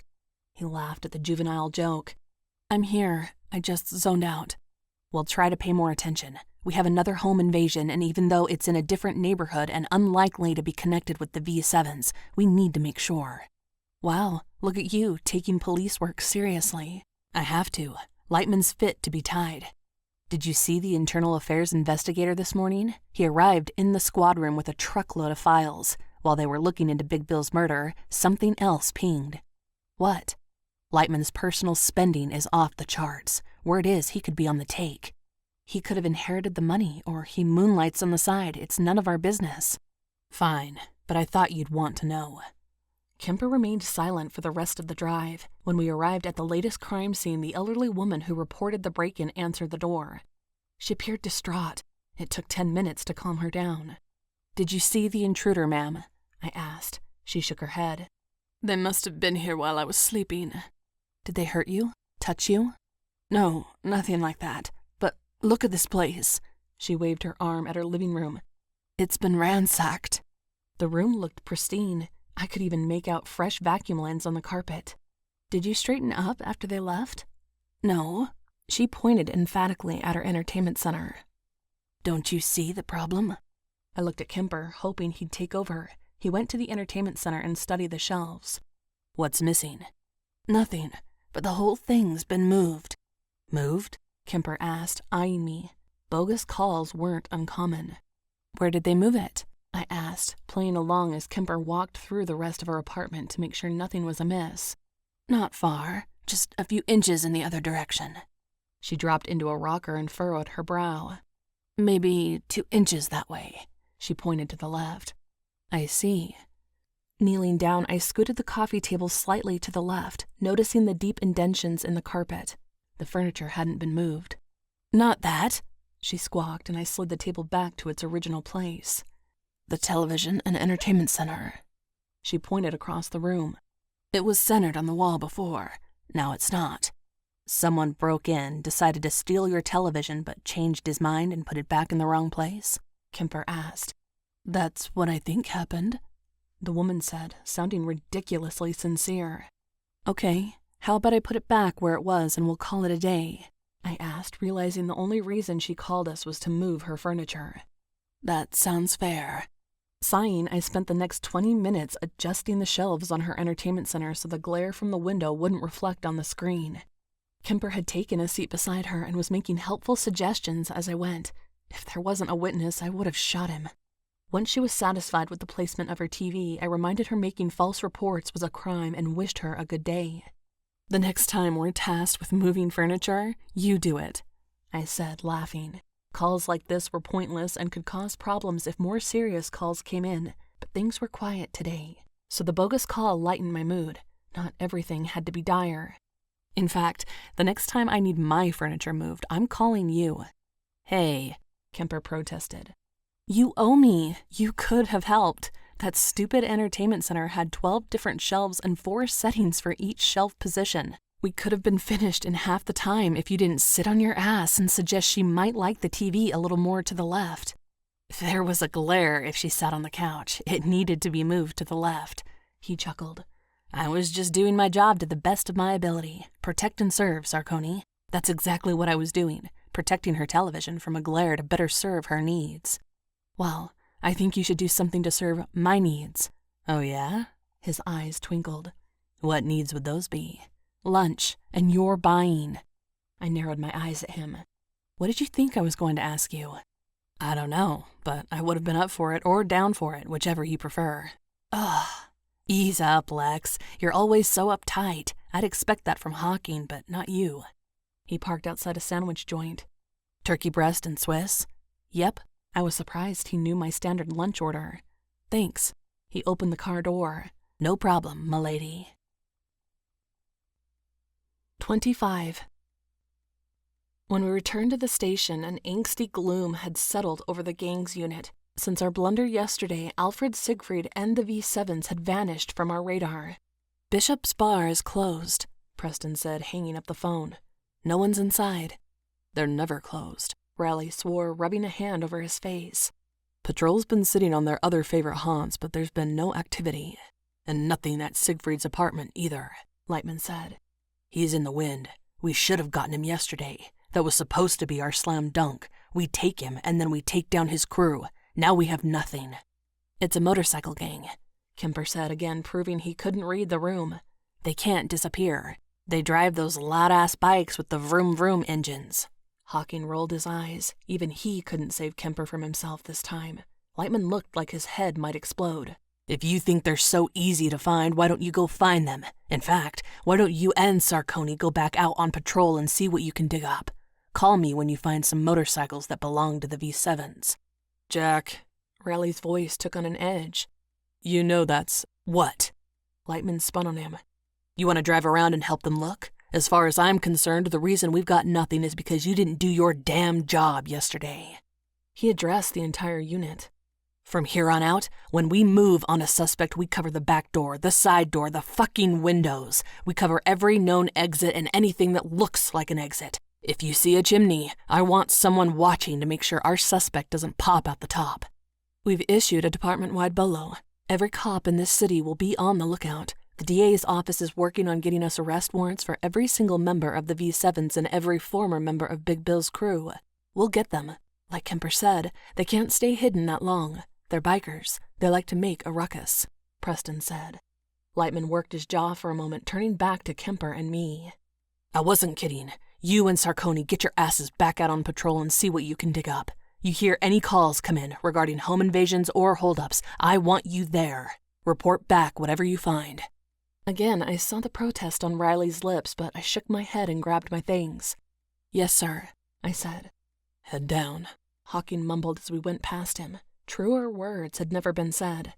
At least we get away from Detective Sourpuss, Kemper said once we were back in a squad car.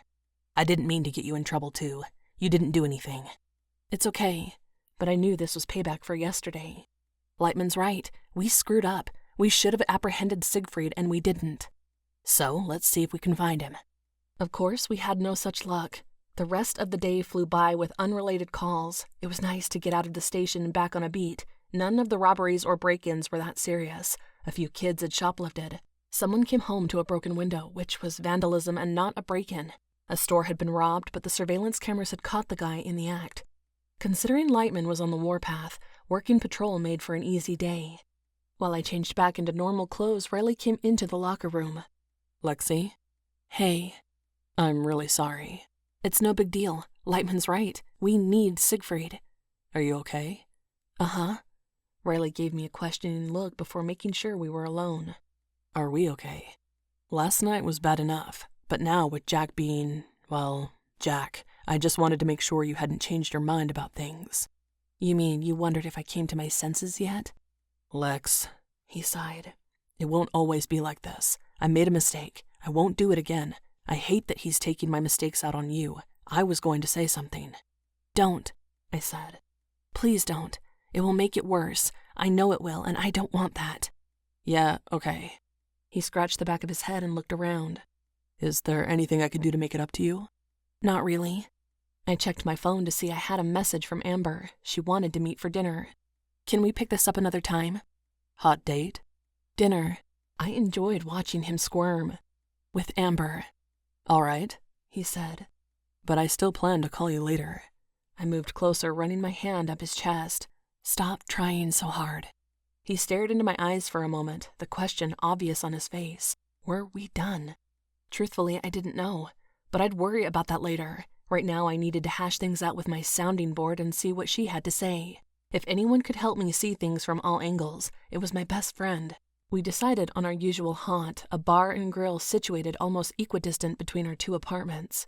It was closer to the hospital than the station, which meant she was tasked with getting a table and ordering a pitcher of beer and an appetizer while she waited for me to arrive. I found her in a corner booth. A tall blonde guy with a dragon tattoo on his bicep was chatting her up. Shaking my head, I joined them. Should I find somewhere else to sit? I asked. She squealed, shoving him out of the way so she could get up and hug me. I'll take that as a no. Sit your ass down. Chad's just leaving. But I thought... Chad stuttered, confused why she no longer had any interest in him. I paid for the pitcher of beer. And we appreciate it. I poured a glass and toasted in his direction. Better luck next time. Bitch, he muttered. I took out my badge. Officer bitch, I corrected. He held up his hands and backed away from the table. I looked at Amber. Poor Chad. You need to stop tricking men into buying us beer. He was a player. Amber twirled her ponytail around her finger. From the moment I came in, he's been gaming me and staring at the girls. Someone needed to teach him a lesson. She sighed. You didn't seem quite this offended when you were working Vice. Back then, you despised being hit on. For a while, I thought you were going to decide to play for the other team. I wasn't that bad. Taking a celibacy vow is pretty bad. She raised an eyebrow at me. But that had more to do with the pinhead you dated. I swear, you should have let me castrate him. Why are you bringing all this up? Vice is old news, and my ex is ancient. You didn't think so the last time we went out? She picked up a cheese fry and chewed thoughtfully. That was less than 2 months ago. Her smile brightened. In 2 months, little Lexie found another man. So, tell me about this mysterious Riley. He's a detective. I need a bit more than that. Is he good in the sack? I don't know. We haven't gotten that far yet. I'm not sure we will. Uh-huh. She narrowed her eyes as if she didn't believe me. But you guys had a sleepover? He was there last night when you called, wasn't he? Yes and no. I proceeded to fill her in on our fight and our attempt at a first date. As usual, she was enthralled with the details of my dating life. Good or bad, she had been there for all of it. We'd been friends since kindergarten and had stayed close through high school, college, and numerous crushes and breakups. It sounds like he messed up, but I don't think he ever meant for it to hurt you. I'm sure he didn't. So, I don't see what the problem is. Your issues are work issues. Once you figure out where you want to transfer, you won't have these obstacles anymore. So don't waste your time worrying about them now. She refilled her glass with beer. Go bang his brains out. I have to be sure. Sure that he's a good lay? You said he has great hands and a nice-sized package. And he's a really good kisser. I remembered our makeout session. Then he'll get you there. She turned serious, knowing I wasn't the slutty one out of our group of friends. But this isn't about that. This is about the fight. Do you think he is one of those controlling assholes? Because you don't need to waste your time on one of those. I played with the straw wrapper. I don't think so, but work makes things weird. And with the way this case is gone, it could be weeks or months before I get back on patrol. The smart decision would be to pump the brakes until this is over. What he is looking to pump has nothing to do with brakes. Amber retorted, and I scowled at her. But it's more than that. What aren't you telling me? What if he made that bad call because he can't separate our work life from our private life? Assuming we ever even get that far. How is that going to work? Won't that make him just as bad as my ex? No one could be as bad as your ex. I opened my mouth to provide examples of men I'd arrested who were clearly worse, but she waved it away. It sounds like you're missing the point, Lex. No one wants you to marry this guy. Go bonk his brains out, and then if you decide he's good enough for a repeat performance, you see where that goes. It doesn't have to be more than that. I know, but he says we have chemistry. He's already talking more dates, even after the date from hell. She nodded the same way the department psychologist had. So what you're saying is Detective Riley is a masochist? Amber. I shushed her, but she didn't take the hint. Has he exhibited any other sadomasochistic tendencies? Do you think he's into bondage and pain? I rolled my eyes, but my first encounter with Frank played through my mind. I have no idea if he has any kinks, but that's not the point. So what is? I don't want to go through another messy relationship and an even messier breakup. Riley's reputation suggests he's a player. And Kevin was an asshole. Amber knew not to mention my ex-boyfriend's name. I didn't like to hear it. As far as I was concerned, he didn't deserve to be called a word that wouldn't be bleeped on broadcast television. I get it. He was your first real love, your first real adult relationship. But you're 26 years old. You have your entire life ahead of you. Why can't you have fun instead of wondering if this thing with Riley is going to turn into something? Casual dating is great. You screw who you want, and you go on. You don't have to worry about cheating because there is no commitment. And if he can't handle it at work, that's his problem. You're not going to be sticking around long enough to have to put up with his toxic machismo beyond this case, right? I can't do it that way. I've seen and experienced too much. You know, life would be far less complicated if you had gone to work in your parents' store and got your master's instead of becoming a cop. Too late, I said. Fine, then I'm gonna have to meet this Michael Riley and have a friendly chat with him. She grabbed my phone before I could stop her and dialed his number. Amber! I lunged across the table, but she turned to the side so I couldn't reach the phone. This isn't funny. Don't do it. Hey, Riley, she said, and I knew he must have answered.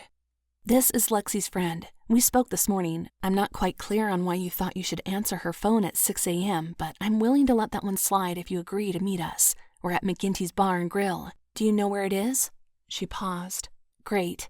I look forward to meeting you too. Tell me you didn't do that. Tell me it was a joke and that you reached his voicemail or called my house phone or something. I love you, and you like this guy, so we need to see if he passes my test because I'm not going to stand by and let someone else break your heart. He needs to know what's what. She refilled my glass. Drink. You look like you need it. I put my face in my hands. Sometimes I really didn't understand why we were friends. 30 minutes later, Riley showed up. I wanted to sink into an invisible puddle underneath the booth. Unfortunately, my body didn't cooperate with my wishes, and he spotted us easily. He sauntered over, dazzling us with a smile.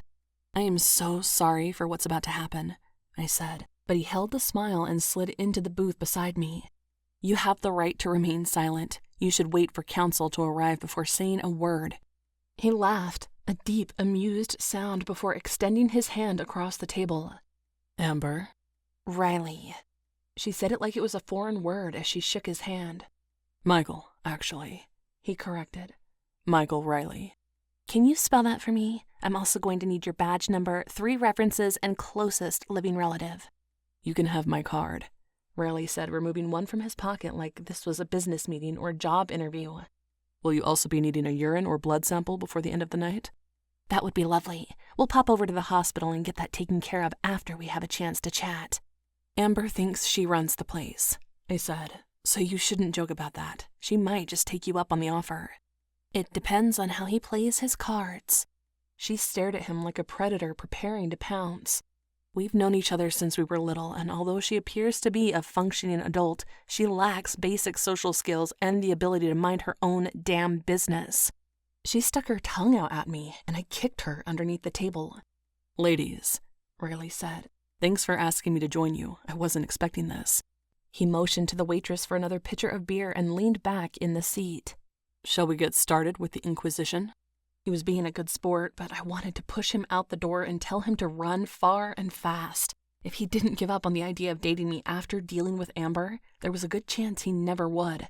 How many people have you slept with? She asked. Don't answer that, I hissed. I don't want to know. Fine. She looked smug. How many relationships have you been in since high school? 6, he replied. How old are you? She asked, already calculating the estimated lengths of these relationships. 29. Amber continued asking rapid-fire questions while I buried my face in my hands, occasionally intervening if the question was too personal. None of the things she asked were any of her business. I didn't even know the answer to most of the questions, like how many times he'd moved in the last 5 years. When the interrogation ended, he shifted in the booth, rubbing circles on my back. Pulling my head out of my hands, I gazed across the table, mouthing to Amber that I would kill her. She waved it away and excused herself. Did I pass? Riley asked. I don't know. You're still here. Don't you think now's the perfect time to make a break for it? I'm having fun. Are you? Michael. Does this count as a second date? Because I had something a little nicer planned, but hey, getting to meet your best friend is an honor. I didn't know she was going to call you. She grabbed my phone. I'm sorry. You can leave. I won't blame you. She had no right. I should have stopped her. She's looking out for you. His fingers grazed my cheek and his blue eyes bore into mine. She cares about you. I care about you too. He moved to kiss me. Ahem. Amber cleared her throat, holding an order of buffalo wings. Enough with the kissy face. I brought a peace offering. She studied me. Lex, your mascara's all over the place. Go freshen up. Amber, I warned. It's okay. Riley slid out of the booth so I could get out. I'm not going anywhere. I went into the bathroom and checked my reflection in the mirror. Damn it, I'm not even wearing mascara. She had me so flustered about this awkward impromptu meet and greet that I didn't know if I was coming or going. Storming out of the bathroom, I slowed as I approached the table. While you were having 6 different relationships and however many one-night stands, Lexie was dating the only man she ever loved, and the entire time she was in the police academy, he was screwing someone else. I've tried to tell her to play the field, but she isn't wired that way. And dealing with perverts who've asked her to do all kinds of nasty things has only made this worse. She thinks you're looking for something serious, but if you aren't, walk away. Don't hurt her. She can't go through that again. I can't watch her go through that again. And you work together. Is dating even allowed? She stopped speaking when she spotted me, but I felt betrayed. The butterflies were back, and my heart was racing. I had to know what Riley was going to say. I'd never do anything to hurt her or jeopardize her career. She's stronger than you think. She needs to trust herself enough to take risks. She second-guesses a lot of things and changes her mind often when it comes to dating. But at least now I understand why. Inhaling a breath, I tried to hide the hurt and betrayal as I returned to the table. They fell silent, and Riley scooted in so I could sit. Are you okay? He asked. Yeah.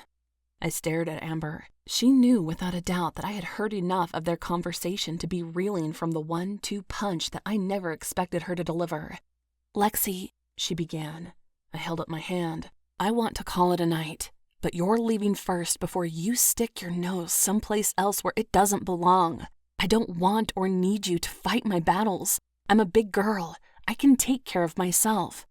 I know that. At least she had the decency not to defend herself. Then go, and don't you ever do anything like this again. She picked up her purse. I want you to know that I did this for your own good. I'll call you tomorrow. She hugged me, even though I didn't make a move to reciprocate it, and then she was gone. For the record, I really don't understand women, Riley said. Your friend's a handful, isn't she? I'm sorry she called. I'm sorry you showed up, and I'm sorry that she aired the unedited version of my dirty laundry all over the place. My baggage comes in a nice matching set, doesn't it? I laughed, a bitter sound emanating from the painful void in my chest. My parents own a luggage store which makes this whole thing poetic in a sick and twisted way. Lexie, I can't be with someone who wants me to be timid and meek or has some kind of notion that he's the protector and I'm the damsel in distress. I appreciate someone watching my back. That's tantamount to the work we do, but it's a two-way street. You saved me, Lex. I pushed you out of the way, and you stayed with me in the hallway with King. That made us even. I need you to look me in the eye and tell me you didn't ask me to wait in the car because you had to keep me safe.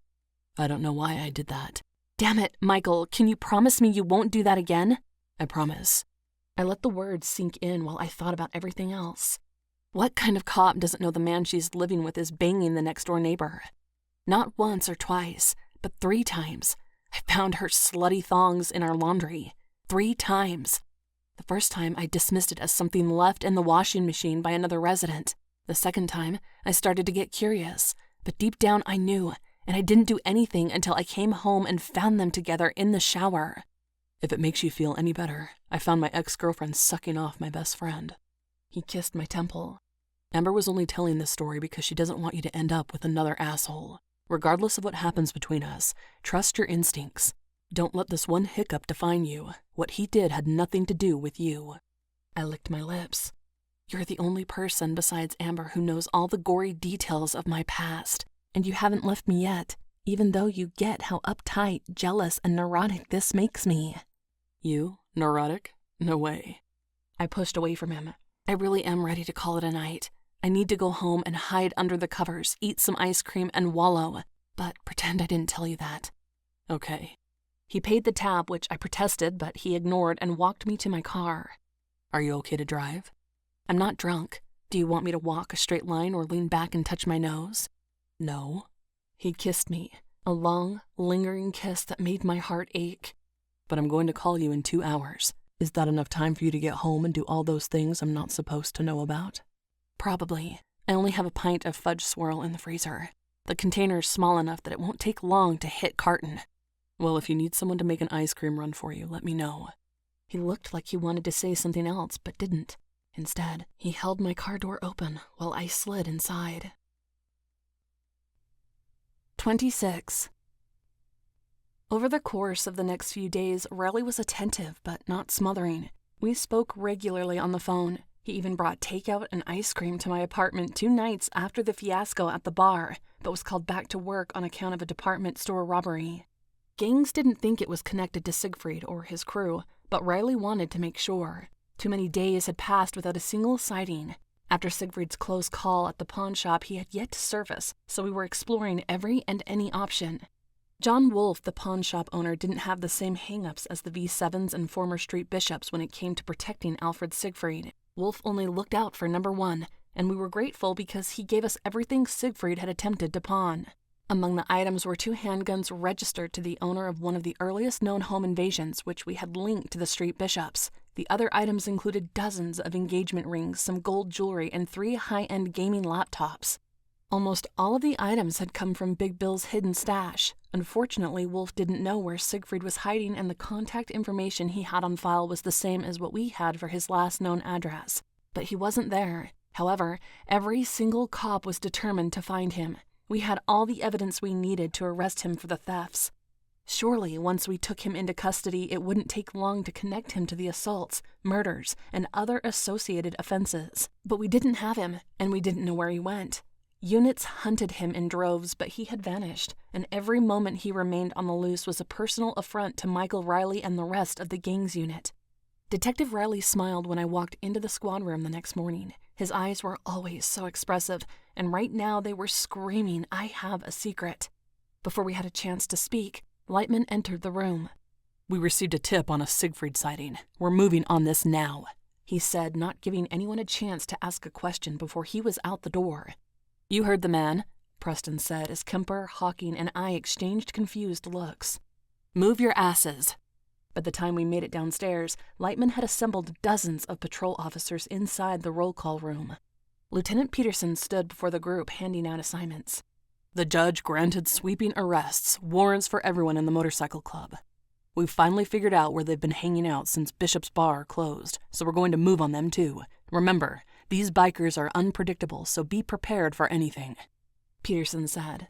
Consider them armed and dangerous. Many of them have a known history of violence. Lightman pointed to Alfred Siegfried's blown-up photo ID. If you see this man, apprehend him immediately. Peterson resumed the briefing. Our objective is to bring everyone in at once, so no one escapes. You've each been assigned a location and suspect. I don't want to see you again until that man or woman is handcuffed in the back of your squad car. Do you understand me? A round of nods and yes sirs echoed throughout the room. Move out, people. Time is of the essence. Once they see us coming, they will attempt to go to ground again. We have to be smart about this and fast. Stay safe out there. Peterson said. The patrol officers hurried out of the room and to their waiting squad cars. Lightman herded the rest of us into a small circle near the lieutenant's podium. Patrol is handling the V7s. That leaves us with finding and apprehending Siegfried. He pointed to a spot on the map. A tip came in that Siegfried was holed up at this address. Several surveillance units are already on the scene. They haven't spotted him, but our tipster said he was last seen going into this house. He showed us a photo. The house was small with a fenced-in yard. Whose house is it? Riley asked. It belongs to Siegfried's aunt. However, we've verified she's out of town on business. Is she covering for Siegfried? Detective Frank Devereaux asked. We don't believe so. Lightman looked around. But the windows are covered. We have no way of knowing who or what is inside that house. We should expect the worst. Maybe we should call in SWAT, Kemper joked. If necessary, we will. However, I'd prefer our unit handles this. Siegfried's made us laughingstocks and turned our team upside down. Lightman grabbed a pen and drew on the map. Unlike last time, we're going to make sure this place is surrounded and we cut off all escape routes. He marked a spot on the map. Frank and Hawking, you cover the back. Sam and Kemper, you take the east. Watch the sides in case he jumps a fence or tries to escape through the neighbor's property. Mike, you take the west. He pointed a finger at Riley. Don't screw this up again. Riley kept his eyes on the map and the blueprint of the house just beneath it. I got it, he said. You better. Lightman pointed to the front door. I'm going through the front. If he rabbits, I trust you'll grab him. Lightman looked at Peterson. I'm hoping for a smooth takedown, but keep area units advised in case we need them. Will do. Good luck, the lieutenant said. We headed to the garage. I was a few steps behind Riley when Lightman called out. Sarconi, where are you going? You're with me. Sir? I hadn't expected that. Did I stutter? Lightman asked. You have shitty luck. Last time the two of you missed the mark. I'm not risking that again. You're with me. Mike's on his own unless he can't handle it. I can handle it, Riley said. But nothing better goes sideways this time. He gave me one last look before Preston pushed him toward an unmarked cruiser. I followed Lightman to his car and climbed into the passenger seat. I didn't like this, and neither did Riley, but it was for the best. I didn't want any feelings to cloud Riley's judgment or mine. This was better. Now you're gonna see what real police work looks like, Lightman said in that condescending way as we left the station. You've earned it. After all, how many officers can keep their cool when a gun's pointed at their head? All of us, I said brazenly. No, that's what they want you to think. I've seen men twice your size shit themselves in situations like that. He glanced at me. You've got a pair of brass ones dangling between those shapely legs of yours. I remained silent, not mentioning the inappropriate nature of his comment. It was sexist on so many levels. But we were about to make a bust, so now wasn't the time. What's the plan? Knock on the door and see if Siegfried answers? I asked. Pretty much. Lightman looked at me. I see no reason to complicate things. If he runs, we grab him. But if he's smart, he'll surrender. And if he puts up a fight? That should be no sweat for someone as brave as you. You've been in several scraps under my tutelage. It's time one of them results in something positive. My team could use a win. Are you going to help us get that win today, Sarconi? Yes, sir, I said, but saying that had probably jinxed us. Too bad my great-aunt wasn't here to tell me to turn around 3 times, throw salt over my left shoulder, and spit. I didn't think most Italians were superstitious, but she was, and based on her beliefs, this conversation would result in a lot of bad juju. We were halfway there when Lightman spoke again. You don't worry about anything, do you? Not chain of command, not common decency, nothing. Sir? You talked to the detectives from Internal Affairs after the shooting. Then you spoke to Riley and Preston about what you thought might have happened at the pawn shop. But for some reason, it slipped your mind to talk to me about it. My stomach clenched, but I did my best to remain calm. Is there any particular reason why you want to jam me up? He asked. I thought we had an understanding. Weren't we on the same page? I'm not trying to jam you up, sir. I simply didn't understand how someone as experienced as you could let a perp escape.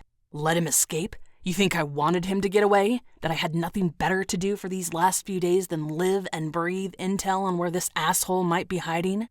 No, Are you afraid of me, Sarconi? Should I be? Even as the words left my mouth, the voice in my head screamed yes. Of course not. We're on the same side. That would be stupid. Lightman parked the car and turned to face me. Don't pretend you have any idea how easy it is to chase down a suspect. You've never had to do that before. Those jerk-offs you used to collar for vice had their pants around their ankles by the time you announced, so they were easy pickings. Fish in a barrel, shit like that. But this is trench warfare. Stay on my 6, do what I say, and do not question me. It's about time someone reminded you of your training. After making sure the rest of the team was in position, Lightman looked at me. Are you ready? Yes, sir. But he was wrong about a lot of things, mostly me. However, we had a job to do, so I followed Lightman down a long, narrow walkway through the wooden gate and to the front door of the tiny house. Lightman stood to the side, gesturing that I stand on the other while he knocked. He waited a beat, but when we didn't hear movement inside, he knocked again. Before he could say or do anything else, a shotgun blast tore through the door. My hand went to my firearm and I aimed at the splintered door. He kicked what remained of it down and went in high. I knelt next to the door, scanning for the shooter. Once I was positive it was clear, I followed him inside. Lightman was 15 feet ahead of me as we cleared the house. Once we determined there was only one hiding place left and no one had fled the building, Lightman announced our presence. "This is the police. Throw down your weapon and open the door." My radio went off. The teams outside had been advised of the situation but were holding position for now. We didn't want this to be another one of Siegfried's misdirects or distractions. "I won't ask you again," Lightman said. "Whoa! Hold up! Don't shoot, dude!" A teenager, probably 15 or 16, cracked open the bathroom door and attempted to slide the shotgun out. Lightman stepped forward and grabbed the barrel, yanking the shotgun out of the kid's hand before he could comply. "What are you doing shooting at police officers?" "My cousin told me to fire at the first person who rang the doorbell," the kid said. Lightman pushed him onto the ground, frisked him, and gestured for my handcuffs. How was I supposed to know it was going to be a couple of cops? "What if it was the mailman or one of your neighbors wanting to borrow a cup of sugar?" "I don't know." The kid trembled. "I bet you don't know much," Lightman muttered. "Who do you think would be at the door?" I asked. "I thought it'd be some biker from a rival MC," the kid said. "Al knows a bunch of scary dudes." "Who's Al?" Lightman asked. "My cousin." "Alfred Siegfried?" I asked. The kid nodded. "He showed up a few days ago and said he needed somewhere safe to crash until he could get some things together." "Where is he now?" Lightman asked. "I don't know. He left yesterday. He hasn't been back since." "Did he leave anything behind?" I asked. The kid shook his head. "He took everything with him, except some cash. He left me a few hundreds." "What was he getting together?" I asked. "He didn't say, and I have nothing else to say either." The kid suddenly sounded tough, probably because guns were no longer pointed at him. "I'll make you say something," Lightman threatened.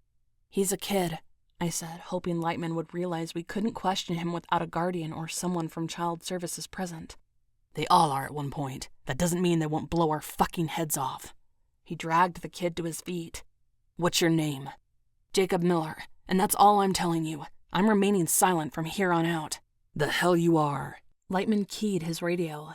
"No sign of Siegfried, but we have one suspect in custody."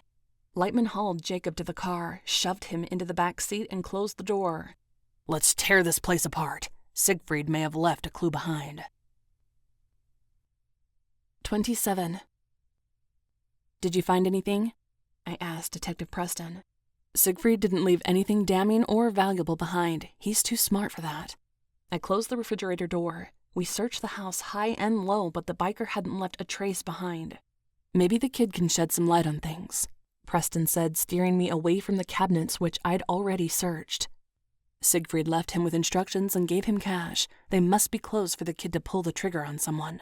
He pulled the trigger on the front door. I'm not sure he had any idea what would happen when he did." She pointed to a few shoot-'em-up video games in the den. "He may have had some idea. I'm guessing Jacob Miller idolizes his older cousin to risk doing something that insane. Even if Siegfried didn't give the kid any details, Miller might have seen or heard something we can use. I'm going to head back to the station and get started on that." "You mean Lightman's not conducting the interrogation?" I asked.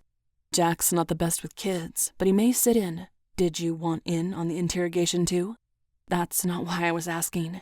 Doesn't mean you can't pick up a thing or two on questioning persons of interest." She hitched her eyebrows. "Yay or nay?"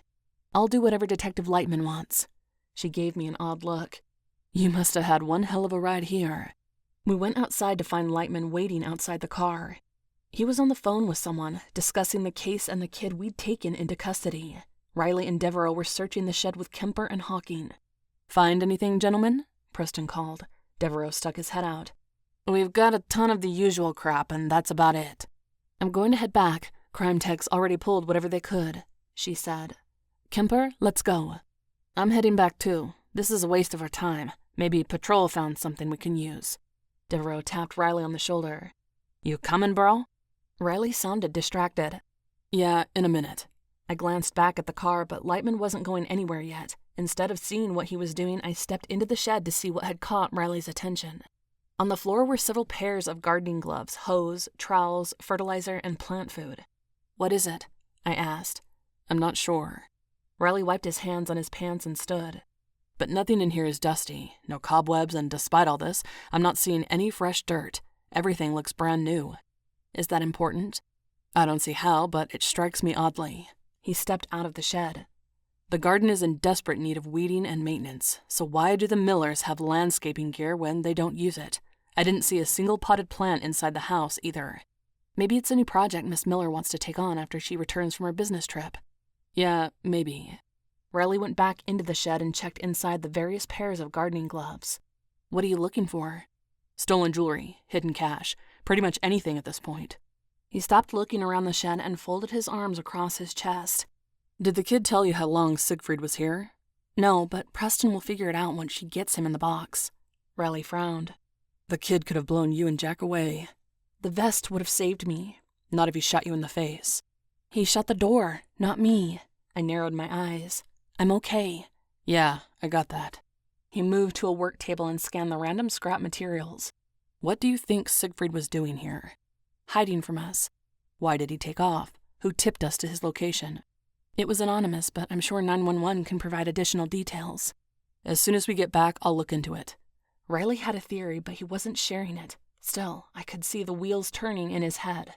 "As far as taking off, Siegfried must have had somewhere else to go. We need to figure out where." I checked the time. A liquor store? Someone's house? A storage facility? "I don't know, but maybe Jacob Miller will have some answers." Riley gave the shed one last look, snapped a few photos, and locked the doors behind us. "Let's head back. You don't want to keep Jack waiting." We split up at the cars, and Lightman drove back to the station. Pulling into the garage, he cut the engine and turned to me. "Miller fired a shotgun round at us. That's attempted murder of a police officer. They'll try him as an adult. He's looking at a few decades of hard time. Do you think he'll survive?" I knew what Lightman was doing, and even if it was borderline unethical, I had no choice but to play along. "That's doubtful. Prisons are hard for even the toughest men. Killers, rapists, violent offenders. Kids never do well." I glanced back at Miller. Maybe his cousin will hear about it and put the word out that no one touches him. "You really think Siegfried's got clout like that? The power on the inside resides with the street gangs and organized crime, not punks who think they're tough because they ride motorcycles and break into little old ladies' homes," Lightman said. "Yeah, I guess you're right." I glanced back at the handcuffed adolescent. "I'm sorry, kid. Maybe you'll get a lenient judge. I hear juvenile detention facilities are improving. If you get a choice, that's what you pick." By the time we opened the door, the kid was begging for a phone call. "Nice save," Lightman whispered as we handed Miller off to be booked. I nodded. "We need to find Siegfried." "After today, we're straight, Sarconi. But next time you have some kind of misgiving about something that went down, find me so we can talk about it. Bad cops are a blemish on the entire department, but it's worse when a good cop gets wrongly accused." He moved closer, whispering in my ear. "Don't cross me again. I've dealt with enough misunderstandings recently and will not tolerate another one." "You got it," I said. Lightman gave me a long look. "Call the kid's mom and find out how long it's going to take her to get here." 28. Hours later, Miss Sheila Miller arrived at the station. Her son Jacob was waiting inside an interrogation room. "Jacob's a good kid," she kept saying. "I don't understand." "Do you keep firearms in the house?" Lightman asked. Miss Miller shook her head. "I don't like guns. I've read all the statistics on accidental shootings. I'd never have one in my house." Lightman held up the shotgun which had been tagged and processed. "Your son had this in his possession. He blew a hole through your front door. He nearly killed me and another officer. Where did he get it?" "I don't know." She tore her eyes away from the weapon. "I swear I've never seen that before." Lightman put it down on the table. Instead of bringing the distraught mother into one of the interrogation rooms, he spoke to her in the break room, hoping she'd be more cooperative in a friendlier setting. "When's the last time you spoke to your nephew?" "Nephew?" Her worry lines deepened. "Alfred Siegfried." Lightman pulled out the most recent ID photo we had. "He's quite a bit older than your son." She glanced at the photo before looking away, disgust on her face. "We are not in contact. I haven't seen or spoken to him since his last parole hearing." "You were there?" Lightman asked. "My sister asked me to go. She wanted the moral support." "Did you speak on his behalf?" Lightman asked. Miss Miller shook her head. What is this about? Has your son been in contact with Alfred Siegfried? The reason for our questions dawned on her. That's his gun, isn't it? Answer the question, ma'am. I don't know. Jacob always idolized Al. That's partially my fault. I didn't want him to know how terrible that side of the family is, so I always downplayed it. I said Al was troubled or misunderstood. I didn't know they were in contact. I had no idea. What day did you leave on your business trip? Lightman asked. It was supposed to be a 10-day trip. I was scheduled to come back tomorrow, so 8 days ago? What was that? Wednesday, I guess. You left your underage son alone the entire time? Lightman made a tisk sound. His father was supposed to check on him, but as usual he flaked, so the neighbors were watching out for him.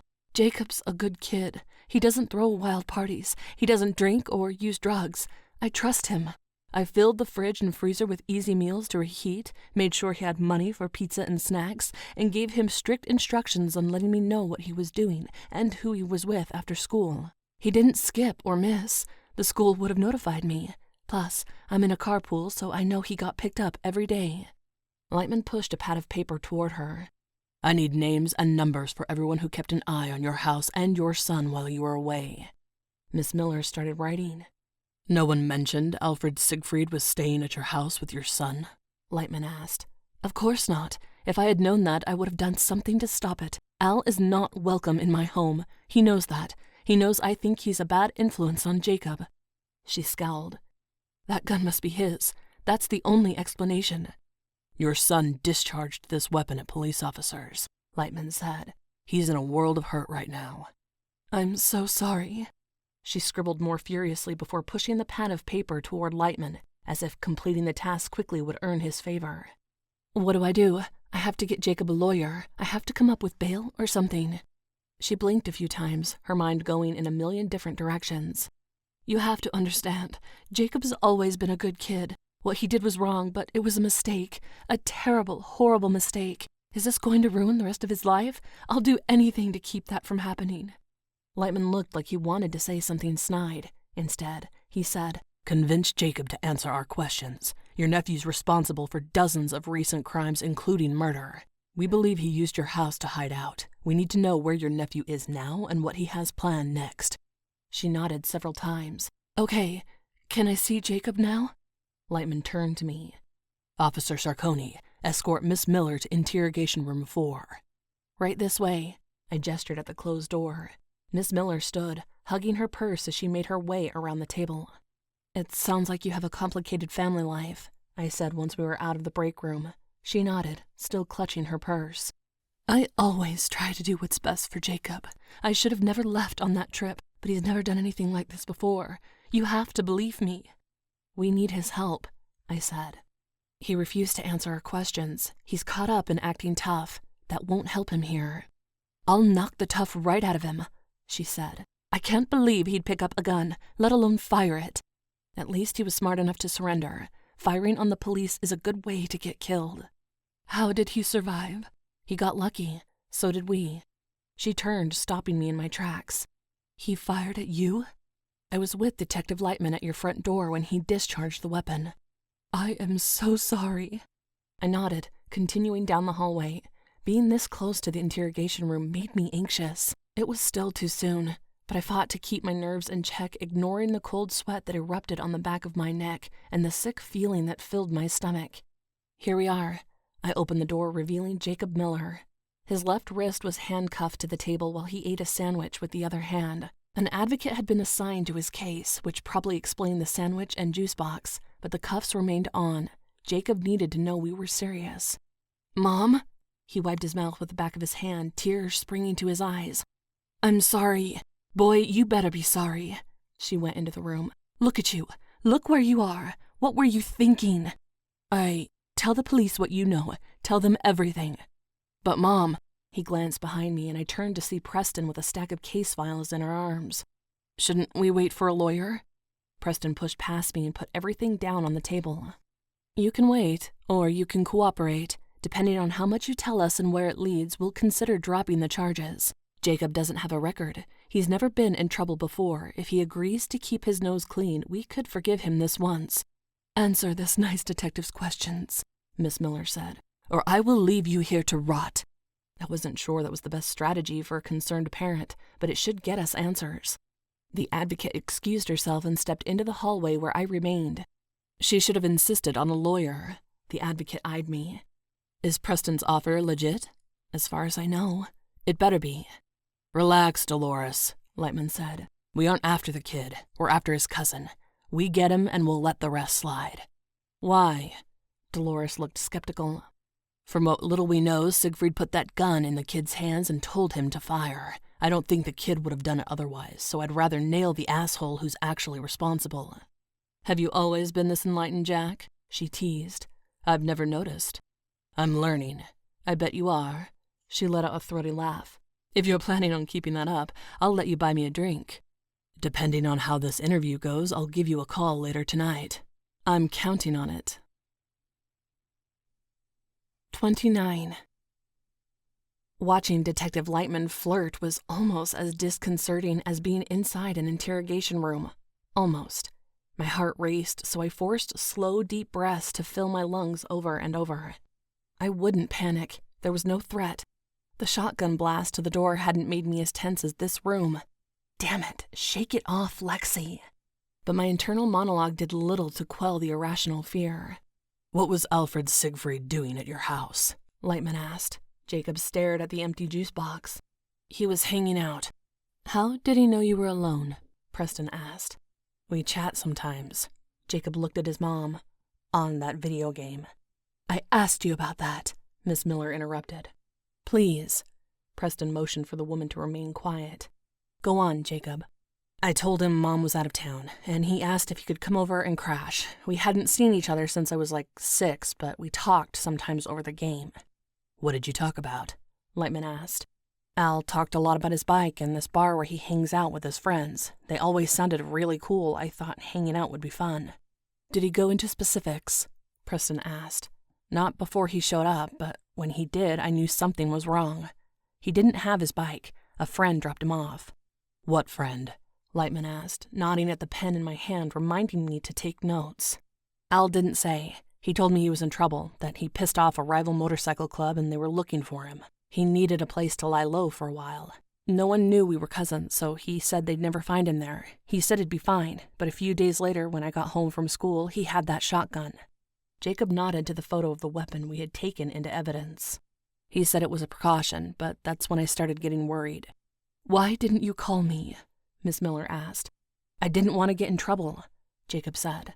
Miss Miller opened her mouth to berate her kid, but I cleared my throat and shook my head, saving the detectives from having to intervene. The woman caught my drift and swallowed her question. "What else did Al have with him?" Preston asked. "When he showed up, he didn't have much, just a bunch of money. He gave me some of it and told me to buy some stuff, clothes, food, things like that." "Where did he get the shotgun?" Lightman asked. Jacob shrugged. "I don't know. When I came home from school, he had it. He took me in the backyard and showed me how to aim. I thought it was loaded, but it was empty." "It wasn't empty when you fired at us," Lightman said. "No, sir. I knew it wasn't, but Al told me to be careful. When he left, he said someone might come for him. If they did, I should shoot them." "Who did he say would come for him?" Lightman pushed. I don't know." I watched the kid squirm uncomfortably. "Did he say the police were looking for him?" Preston hid her grin, glad that I asked the question, but Lightman looked like I had lit a bag of excrement on fire. The kid wouldn't admit to that. "He said he had enemies. He never said who, but he was hiding out because they were looking for him." Jacob bit his lip. "I'm not stupid. I know Al doesn't always do good things. He's been arrested before. I've heard Mom talking to Aunt Verna about it. So when Al said he had enemies, I knew he couldn't go to the police for help, but I wanted to help him. We're supposed to help people in need, right?" "Your cousin's been hurting people, stealing from them, assaulting them, convincing others to commit murder for him." Lightman spread out an array of photos from the various crime scenes. Thankfully, he withheld the bloody photos from Big Bill's demise. "He's going to keep hurting people unless we stop him." "We don't want to see him get hurt," Preston said. "But the longer he's out there, the more likely it is to happen, and the more likely it is he will hurt someone else. That's why it's very important you tell us everything you can. Where did Al go? Did he take anything with him or leave anything behind? Did he mention anything to you about his situation?" He took a bag with clothes and toiletries, the stuff I bought for him, when he left. He said he wanted to make sure he got to keep what was his. He left me money, about $1,000 and the shotgun. But that was supposed to be for my protection. He didn't want anyone hurting me when they came looking for him. Where was he going? Lightman asked. I think he was going back to the bar. He said he wanted to see his friends and make sure his stuff was still there. He wanted to make sure no one messed with it. That doesn't give us much to work with. Lightman stared at the kid. You have to do better. I don't know, Jacob said, his eyes growing wide with desperation. If he doesn't know, Miss Miller began, but Lightman shushed her. Who knew Al was staying at your house? Preston asked, taking over. No one. He swore me to secrecy, to keep that to myself. Jacob paused to think. Obviously, his friends must have known, at least the one who dropped him off. And whoever brought him the shotgun, Lightman muttered. What about your friends, the woman who drove you to school, the neighbors? I asked. I didn't tell anyone. Not even your best friend? I asked. Jacob shook his head. Al kept saying it wasn't safe, so I didn't tell anyone. Give me a minute. Lightman led me out of the room. Once the door closed, he said, Mike's looking into who placed the anonymous call that tipped us. See if he's made any progress. I want to know if the kid is lying. If he is, no deal. And if he's not? Just find out. Sucking in another deep breath, I forced myself not to run down the hall and back to the squad room. Instead, I kept a steady stride and marched into the gangs unit. Riley was at his desk, the phone to his ear. Hawking was clicking away at the keyboard. Are you here to help sort out the dozens of arrests Patrol made? Hawking asked. No, but I peered over his shoulder to see who had been brought in. I'm curious if anyone was arrested at Big Bill's bar or near Siegfried's home address. I'll check. Hawking paused what he was doing and keyed in my request. Units have been assigned to Siegfried's place since he disappeared. No one's been in or out. As far as near the bar, we made 6 arrests in that neighborhood. Do you want the list of names? No. I pointed to the map. Siegfried lives around here, right? Yep. Was the unit assigned to sit on Siegfried's place rerouted to deal with the sweeping arrests? They provided backup, but they weren't gone more than 30 minutes, Hawking said. When they returned, they swept the perimeter, but nothing had changed. That we knew of, but I had my doubts. I waited for Riley to get off the phone before I passed along Lightman's question. 911 dispatch traced the anonymous tip back to Platt's Pawn. It was on our list. I've been trying to get surveillance footage pulled from the store, but in the meantime, traffic cams may have caught something. I had to figure out which cameras covered that block and... Riley clicked a few buttons on the computer. I should be getting access in a matter of seconds. Once the video filled his screen, he backed it up to the correct timestamp. 2 minutes later, Alfred Siegfried emerged from the pawn shop. That son of a bitch called in the tip on himself, Riley said. I figured. The pieces had come together. He left the shotgun and money with his younger cousin and set him up to eliminate whatever cops came knocking. Siegfried must have assumed we'd come looking for him. It fits his M.O. He set a trap to kill a couple of cops and planned to pass the blame onto someone else. It's another one of his damn misdirects, Riley cursed. While we were busy figuring out why a kid murdered 2 cops, Siegfried would be a million steps ahead. Any idea what he's planning? Not yet, but I'm hoping Jacob can shed some light on that. I took a step back, anxious to tell Lightman the verdict. Thanks for this. It's called teamwork. By the time I got back to the interrogation room, Lightman and Preston looked like they were wrapping things up. After filling Lightman in on what I learned, he returned to the interview and I went into the observation room to watch. Even being in here made me jittery, but I had to get over it. The more time I spent in this part of the building, the more desensitized I'd become. And since I planned to pass the detective's exam, I'd have to conduct my own interviews and question suspects on a regular basis. It wouldn't help matters if I was always freaked out to be here, so I sucked it up and ignored my fight or flight response. Jacob Miller didn't know much more than what he already told us. He couldn't believe his cousin had set him up to become a cop killer. Thankfully, that plan had backfired. However, even through the hurt and rage, Jacob only came up with one additional detail. He spent a lot of time out in the shed. I don't know why, but he said he liked it out there. It gave him time to think. I pressed the intercom button, hoping Lightman wouldn't reprimand me for interrupting. Ask about the gardening equipment. Lightman had no idea what I was talking about, but someone had clued Preston in on the situation. Miss Miller, why do you have so many gardening tools when it doesn't look like you spend a great deal of time maintaining your lawn? She asked. Gardening tools? Miss Miller raised an eyebrow. I never garden. What about you? Preston asked Jacob. No, but I know what stuff you're talking about. Al was into all that. The stuff in there, the little shovel thing and the dirt and all that. He had me buy that for him. I completely forgot. I thought it was weird, but he said that was his hobby. He liked spending time outdoors and planting stuff because he couldn't do any of that when he was in prison. So you bought that stuff? Lightman asked, a look of disbelief on his face. Yeah, Al sent me to the hardware store and I got what he wanted. It was mostly plant food in little pots. He wanted to grow things, flowers or something. He said that's how he liked to relax. What was Al doing with all that stuff? Miss Miller asked. I'll have to double check, Preston said, but I don't think we found any plants at the scene. He must have taken them with him. He had 6. They were in these ceramic pots, Jacob said. They weren't very big. Did he ask you to buy seeds or bulbs? Preston asked. Jacob shook his head. I kinda thought he already had that stuff with him, like he wanted to grow his own herbs. Herbs? Miss Miller asked. You mean marijuana? I don't know, Mom, but I thought maybe. Lexie. Riley appeared in the open doorway. What did Lightman say about your theory? He agrees, but the kid still can't tell us what he doesn't know. But you were right about the gardening tools in the shed. I filled him in on what he missed. We'll have to run it down, but I never pictured Siegfried as a gardener. He's not nurturing, but if he's on the run, why would he be growing his own? That makes no sense. A lot of things don't make sense. Maybe the V7s will be able to shed some light on this. We have them all in custody. A few bikers have already squealed on their pals' involvement in the home invasions. That gives us something to work with, I said. Riley smiled. You sound like a detective. Stop. I turned to face the glass. We don't have Siegfried yet, but we've brought in everyone he controls. In essence, we've disbanded the entire MC, at least for now. This should count as a win. Police Department 1, V7s, zilch. It's about damn time, but I don't think Lightman will see it that way. See what way? Lightman asked, stepping into the room. I kept my mouth shut while Riley updated him on the situation. We have to follow up with the hardware store.